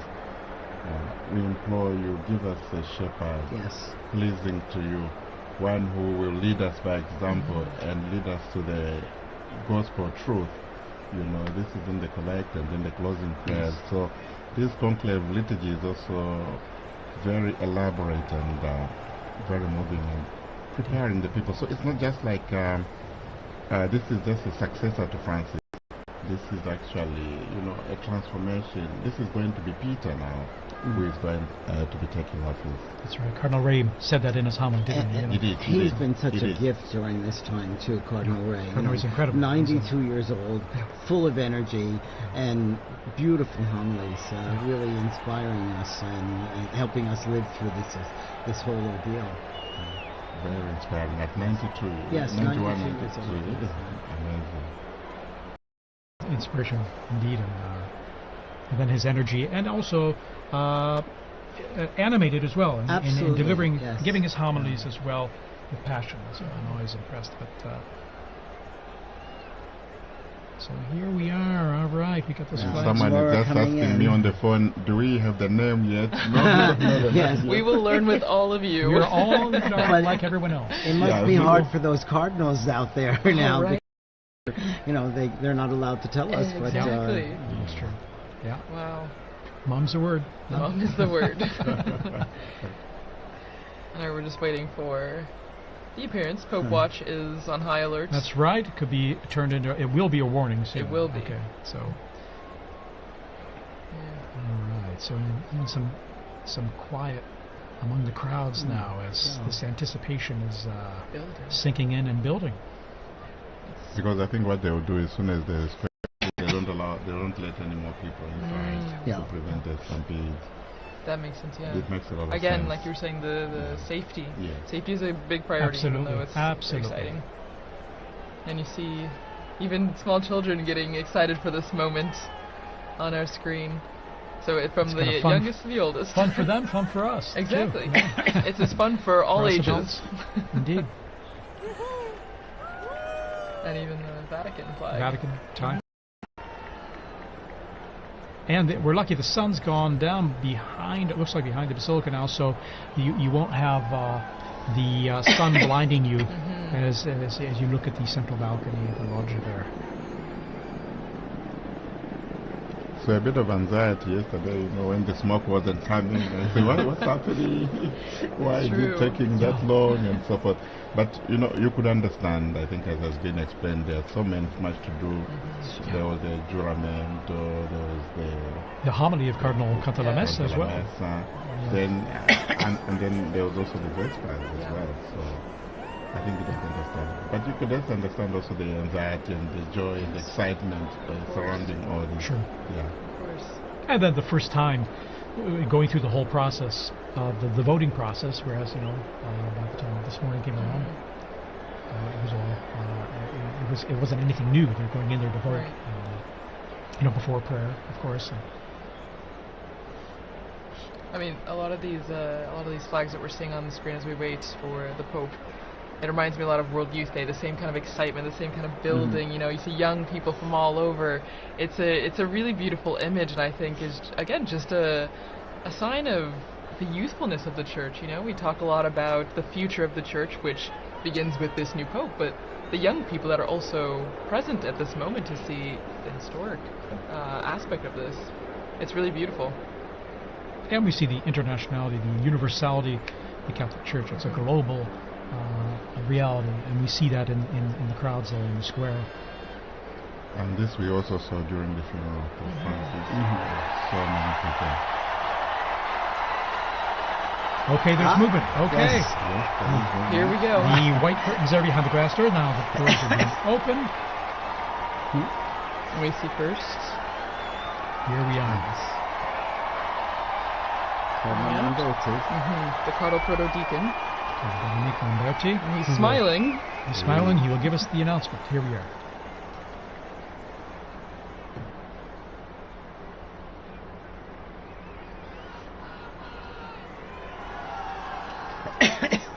Suspense. Annuncio vobis gaudium magnum.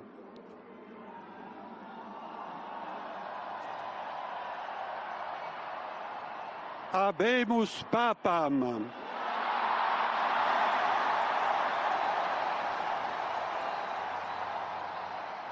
Eminentissimum ac reverendissimum Dominum, Dominum Robertum Franciscum, Sancte Romane Ecclesiae Cardinalem Prevost.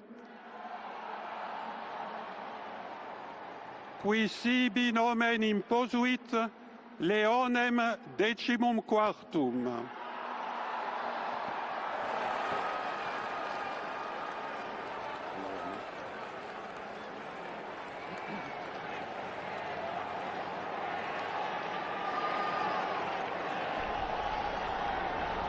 So, it's Cardinal Robert Francis Prevost, who's taken the name of Leo XIV, Pope Leo XIV. Cardinal Prevost is an American, and he spent most of his ministry in Latin America, in Peru, and also in Paraguay. And he's an Augustinian father. He was the provincial in Latin America, and then became the Bishop of Chiclayo in Peru. And he then is also, he became the Superior General of the Augustinian Fathers as well. He's now he's been the prefect of the dicastery for bishops. We see the cardinal electors there appearing on the balcony there as well, with this joy and smiles on their face. A great joy indeed, and well, it wasn't one of those fabulous moments, so to say. What a great joy. It's a wonderful joy. And he's from Chicago, Yes. Illinois. Yes. Okay. An American. An American. And An American. I think that's a historic moment. For It sure. is truly, truly historic. And you can see all the cardinals on the different Yes. balconies there. For our radio listeners, you may not be able to see this, of course, but they're appearing on all the balconies to the left and right of the central balcony. All of them clearly standing out with their red vestments and smiles, and waiting to again, for all of us to greet this new Pope as A well, great new pope. which now we know his name. Cardinal Robert Francis Prevost, Augustinian, Amazing. and has served as prefect of the dicastery for bishops. A native of Chicago, Illinois, in the United States.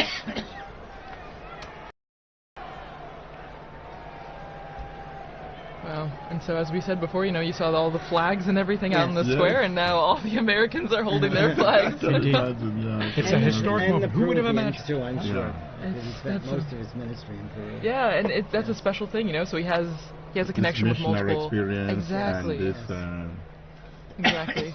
continuation of evangelization Mhm. mission of the church. Their priority, yeah. So you can see still the like little pockets of red where all the Yes. cardinals are standing on the Yeah. balconies. And from our Vati drone footage, and seeing it from above there, it's a unique view, perched above in front of the facade and looking down at them as they're on the balconies there, awaiting now as the new Pope, as we mentioned there, Cardinal Robert Francis Prevost, and Pope Leo 14. the 14th. Pope Leo the Pope Leo the Yes. 14th. the 14th. And of course, Leo the 13th was the great social reforming pope for us. He was so the great social reformer. Yeah, and he died in 1903, so still fairly recent in the grand scheme of Was things. Pope Leo the one with Rerum Novarum? Yes, exactly. There you go, And good then- memory. From my seminary. And then his successors wrote other encyclicals every 40 years afterwards. So he started like on a the trend. social- yes, and it's really one of the constitutions of Catholic social ministry and And Catholic probably I social would say doctrine. a pope needed for our times with all the social challenges the world Yes, has yes, today. yes. And he's, relatively young, 69 years old, born Yes. on the 14th of September, 1955, as you mentioned, in Chicago, Illinois, and so 69. Well, and Father Paul, as you were just saying, I agree, and maybe Father Bob, you can really stress this point because you work in The social dicastery humanitarian. for Women, Exactly. Integral human development. This is yes. an important aspect Yes. of the church. Yes. The yes. Catholic social, the Yes. Catholic social teaching, I Yes. think, is important, Very. and it's often called the untold story of the church, Yes. or perhaps the hidden secret of the church. And it has so much, and there's a lot of development. And was one of the needs discussed by the cardinals during their congregations Exactly. this last week too. So. Exactly. Oh, there we see There's the the American flag. There's the US flag there. People are thrilled about this. Yeah, you know, and And there's quite a number of American students. I mean, Oh, yes. Dr. O'Donnell was here, and he was going to be in the square with his American students. So you can imagine them What a Oh, cheering. yes. It'll be a treat for them, indeed. Yes. I can imagine the scene. The house I live behind is the Basilica of St. Augustine, where we have also the tomb of St. Monica. Yes. inside there. So Yes. that's the Beautiful birthday church. for all the Augustinians. Yeah, very special day. Yes. Indeed, looking at his biography in going back to more recent history, 1999, he was elected the provincial prior of the Mother of Good Counsel province in Chicago of the Augustinians, and after 2.5 ordinary general chapter elected him prior general of the order of the OSAs. Ministry again entrusted to him in 2007 at their ordinary general chapter. And reading here, in October 2013, he returned to his province of Chicago to serve as teacher of the professed and provincial.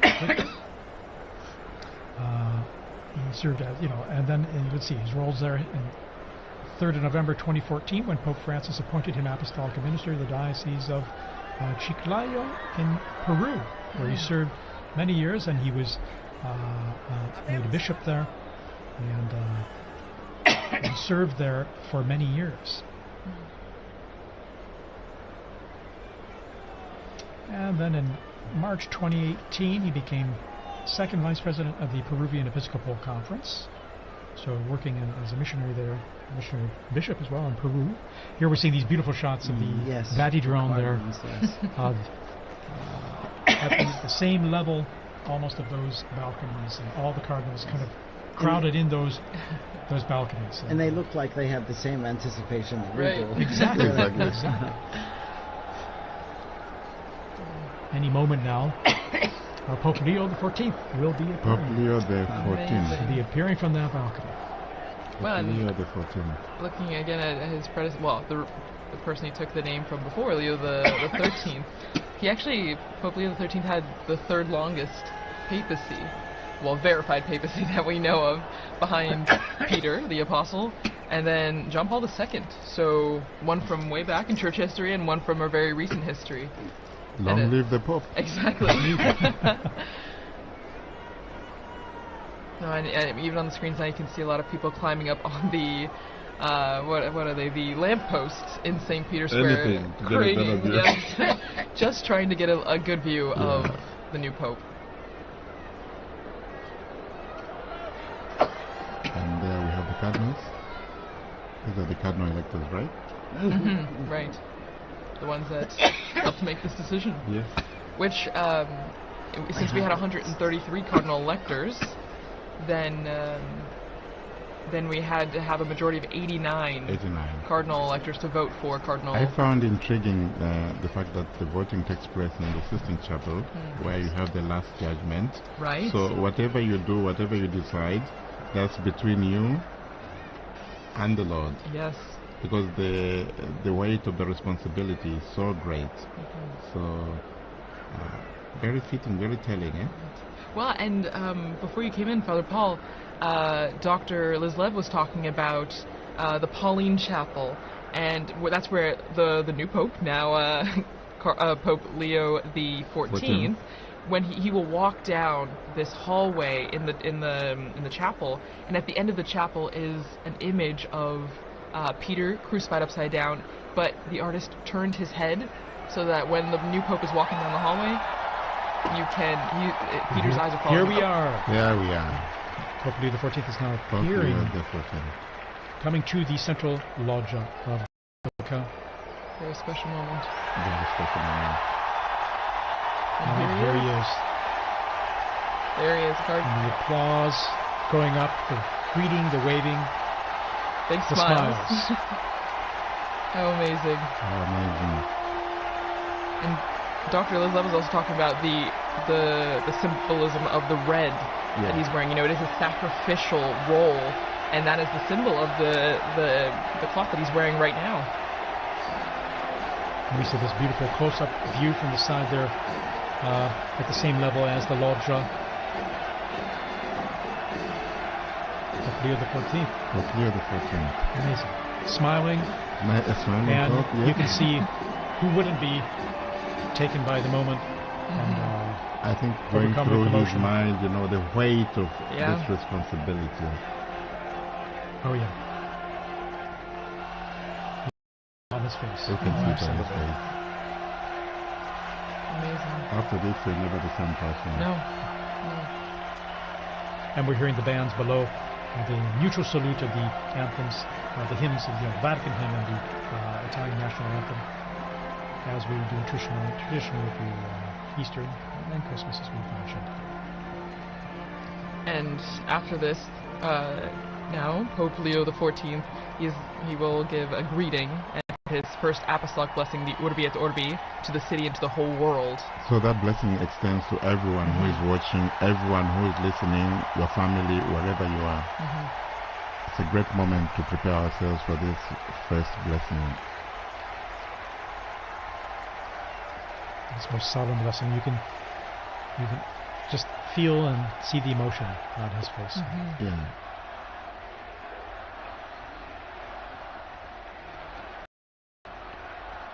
And the crowds there gathered in St. Peter's Square, still arriving, we're being told, from the avenues surrounding the Vatican there, the streets and the...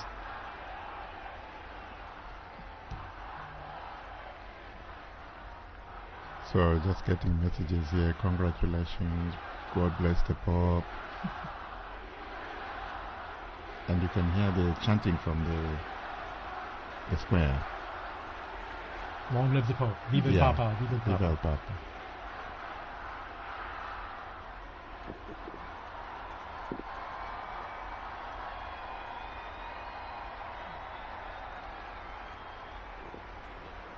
And we're all silent now, awaiting his first words.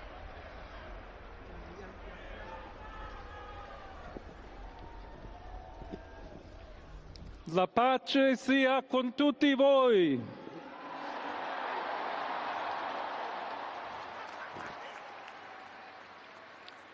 Fratelli, sorelle carissimi, questo è il primo saluto del Cristo risorto, il buon pastore che ha dato la vita per il gregge di Dio. Anch'io vorrei che questo saluto di pace entrasse nel vostro cuore, raggiungesse le vostre famiglie, a tutte le persone, ovunque siano, a tutti i popoli, a tutta la terra. La pace sia con voi.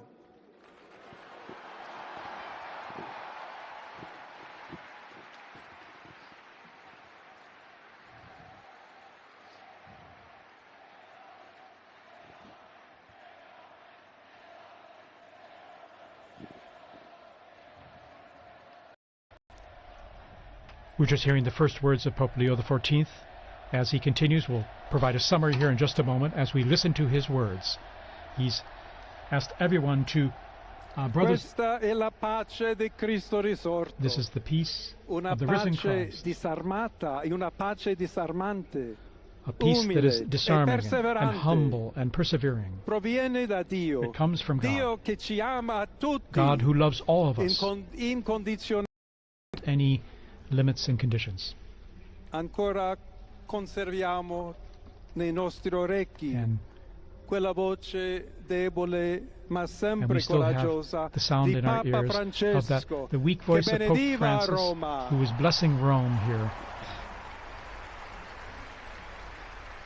We have that fresh in our minds, in our hearts, in our ears, hearing his voice. Il Papa che benediva Roma, The Pope who was blessing dava la Rome, sua benedizione al mondo, al giving his mondo blessing intero, to the world quella mattina del giorno di Pasqua. on that morning, on that day of Easter Sunday. Consentitemi di dar seguito a quella stessa Allow me benedizione. to continue Dio that ci same vuole blessing. bene. Dio vi ama a tutti. God loves everyone. e il male non prevarrà.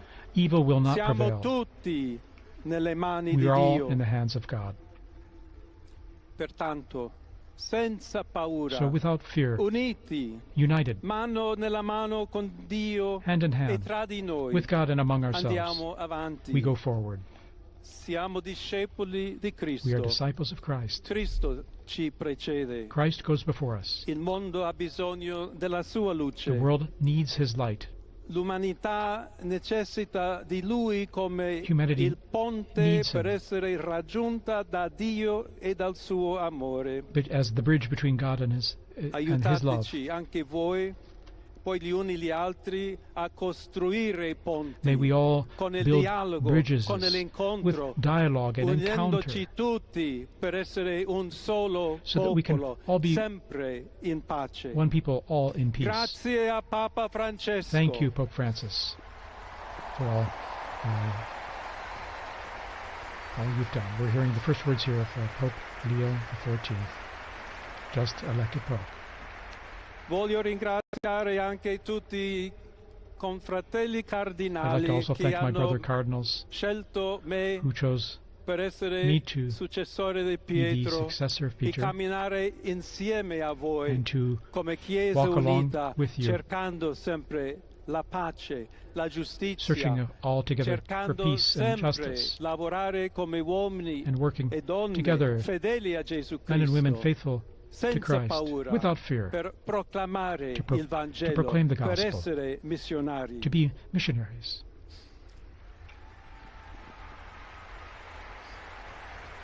Pope Leo offering these initial words, which we're just translating on the fly here. Un figlio di Sant'Agostino, I'm a son of Saint Augustine, agostiniano, and I'm an Augustinian che ha detto: con voi sono cristiano who said, e per voi vescovo. with you I In am a questo Christian, and senso for you I am possiamo a bishop. tutti camminare So insieme may we all verso quella walk together patria towards that, la quale Dio ci ha preparato. to the place that God has prepared for us. May we walk together, Alla accompany each Chiesa other. To the Church di Roma, of Rome, un saluto speciale. a special greeting. As Bishop of Rome, of course, a special greeting.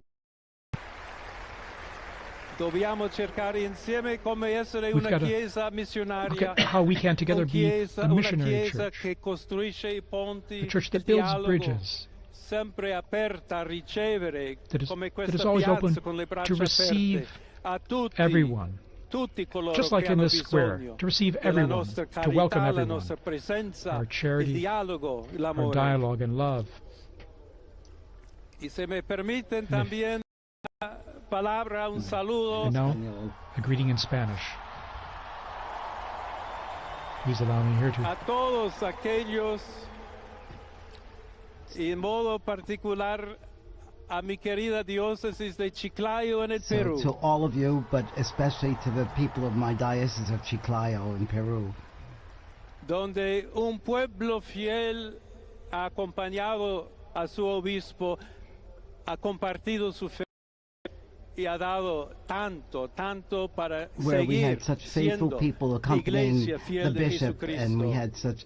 had such faithful A people tutti voi, helping the fratelli e bishop. sorelle di Roma, d'Italia, di tutto il To mondo, all of you, vogliamo essere the people una of chiesa Rome and of Italy, sinodale, una chiesa che cammina, una chiesa che we need cerca to be a sempre la synodal pace, church, a cerca church that's a sempre la pilgrim, carità, cerca that sempre di shows essere charity vicino always, specialmente a coloro che soffrono. and especially is charitable to those who are suffering.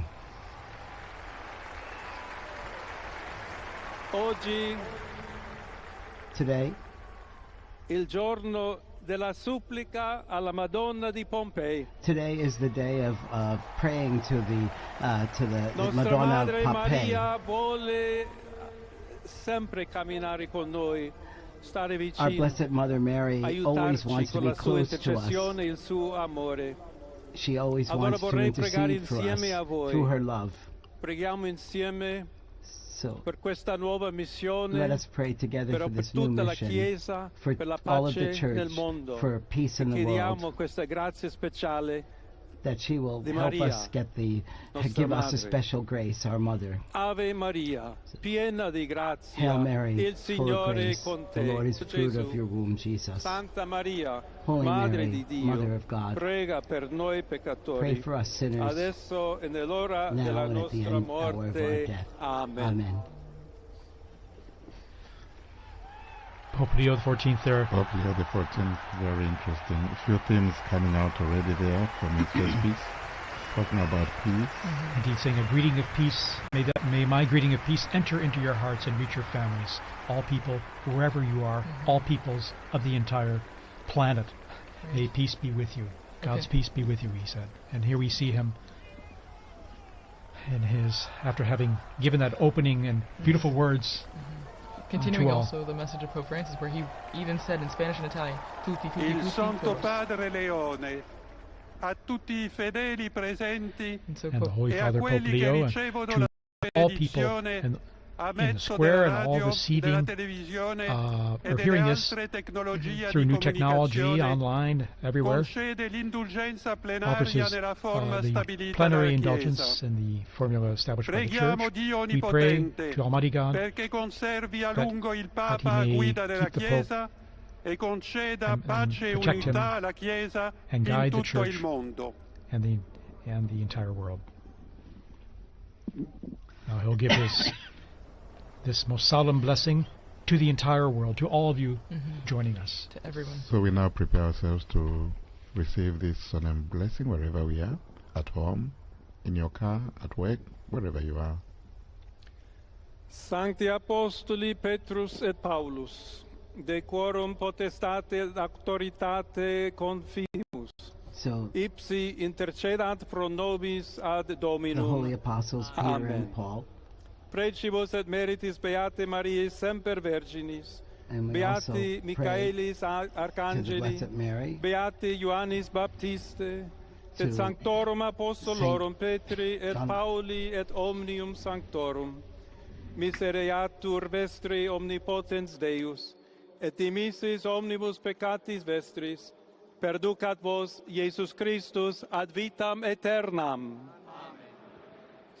Indulgentem, absolutionem et remissionem omnium peccatorum vestrorum, spatium vere et fructuose penitentiae, cor semper penitens, et emendationem vitae, gratiam et consolationem Sancti Spiritus, et finalem perseverantiam in bonis operibus tribuat vobis omnipotens et misericors Dominus.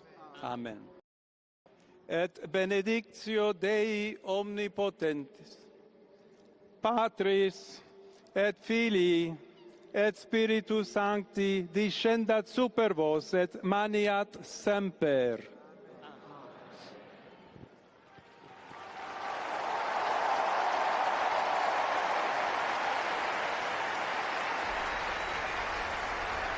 And we just heard the blessing there, received the blessing there of Pope Leo XIV, and to the world, to the city, this most solemn blessing to all of us and all of you listening and watching out there. What is interesting, he's smiling, and I found very touching the fact that he made reference to his former diocese in Peru and spoke to them in Spanish. Very, very touching moment, and how they are thanking them for how they accompanied him. And from this moment, I think we all accompany the new Holy Father with our prayers and support. And once again, he asked, just like Pope Francis did before, he asks for continued prayers. You know, this is a heavy task, as we all noted before, and he continues to ask all of us for prayers and also for the intercession of Our Lady on the special feast day. and he asked us especially to be bridge builders, as he is the pontifex, the bridge builder as well, that we should all be building bridges, both here in the Diocese of Rome, in Italy, and throughout the world, and that we should build that on fraternity, and on solidarity, and on dialogue. Pope Francis told us the same. There have been false debates, I think, in leading up to this about unity and diversity and things, but he's made it clear that he's looking for us to be united, but also to be the bridge builders and to bring about peace in the world through religion. We're seeing this stunning footage, or this video of Vati drone there going close to the balcony and seeing, I think for the first time, unique images like this up close. The new Pope. There's about 100,000 people we're getting in the square right now who are seeing Pope Leo XIV for the first time. There's this European payment from the border of Texas and Mexico that Pope Francis, she spoke to him when he was there. It's amazing, all the people who are appearing in the square now, and the connections they had present and past. Again, quite a novelty, an American Pope, and here he is waving, and again, once again, you can see the emotion and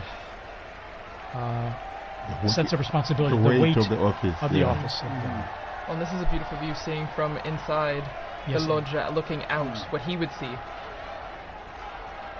as he waves to the crowds. It's a very interesting place there. I don't know if you remember, we used to do the commentaries from that place. Indeed, commentary positions behind, off to the side of that big hall of blessings, and after those blessings, we would greet the Pope as well, briefly afterward, on Easter or at Christmas. Well, that's our historic moment. The warning is over. We have a new Pope. We have a new Pope. And Monsignor, you were telling us here about, you were translating the prayer. This is the prayer that is read, the blessing, I'm sorry. So, may the holy apostles Peter and Paul, in whose power and authority we trust, intercede before the Lord. Through the prayers and merits of Blessed Mary of the Virgin, St. Michael the Archangel, St. John the Baptist, the holy apostles Peter and Paul, all the saints, may Almighty God have mercy on you and forgive you all your sins, and in Jesus Christ, Lord, and to us forever. And he speaks about the indulgence and the absolution and remission of sins, and he also gives the blessing.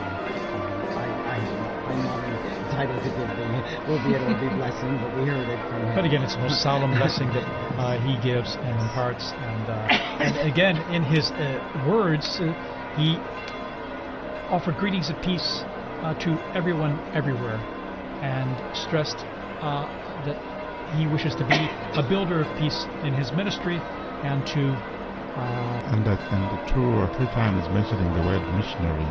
I think probably also echoing his own experience as a missionary bishop, and now a Pope. I found also that very touching, this openness to the world. And he's someone who is coming from the outside. He has been in the Korea, and now, so he has both worlds. And this is very interesting and quite assuring, I think, for the Church. Well, and he comes from the Americas, so while he is an American by birth, being born in Chicago, he has connections to Peru, and so I think it's a beautiful continuity, between the two, the Americas right there. And as we see on the Vati drone, we're getting a good image of the apostles lined up on St. Peter's, the facade there, and you still see the massive crowds that have gathered, over at least 100,000 people, both in the right there and beyond, past the Conciliazione and our office even. Indeed. And then again, that embrace of the 2 colonnades is just unique. It has a warm feeling to it of welcoming and embracing those present there in the crowds. Now we're going to try and go back down on to the square there to our own Joseph Tulloch, our roving journalist, our roving reporter. We're trying to connect with him. Again, it happens that the cell coverage there gets pretty saturated, even if it's pretty extensive. So we're waiting to link up with him to get some direct feedback from him. But while we wait for that, as you were just mentioning, TJ, about the arms of the colonnade, and that ties in perfectly with what Pope Leo XIV was talking about also in his in his Urbi et Orbi, the blessing and the greeting, where he, speaks about we need to be welcoming to all people, tutti, tutti, tutti, todos, todos, todos. And so it continues. I mean, you get that welcoming embrace from the square, but then also from our new Pope, which is a continuity also from really Pope Francis, who initiated that, with his famous line, todos, todos, todos. Exactly. Everyone is welcome. It was interesting that he said, for you, I'm a bishop. With you, I'm a Christian. Yes, that was really beautiful. A quotation from St. Augustine, I think, yeah? Well, identify himself, that we're all Christians, but he's also a shepherd when he was a bishop, but then now as the Bishop of Rome and the head of the Catholic Church. Again, embracing everyone, inviting everyone, basically underscoring the unity that brings us together, both Christians, non-Christians, everyone. And it means, TJ, we are going to see that unity we are talking about in the synodality. He did refer to synodality as well. He did. And that word meaning talking to, hearing everyone's opinion and dialoguing together, listening to one another. That's what, in a sense, the basics of synodality, in terms of listening to one another and seeing where we can talk about things and come to understand one another and where we're coming from and maybe the best way to go forward together. And we're going to be on, just to let you all know, we're going to be on the air here for a little while longer, at least another, probably about an hour here, to provide more updates on what's happening and trying and to connect to St. Peter's Square there with our own Joseph Tulloch. We're trying to get through there, and once we get through, we're going to chat with them and get some a sense of what it's like out there. I mean, the crowds are still there, although the square is slowly starting to empty now, and we're seeing the bands there that just performed leaving. And again, an incredible moment.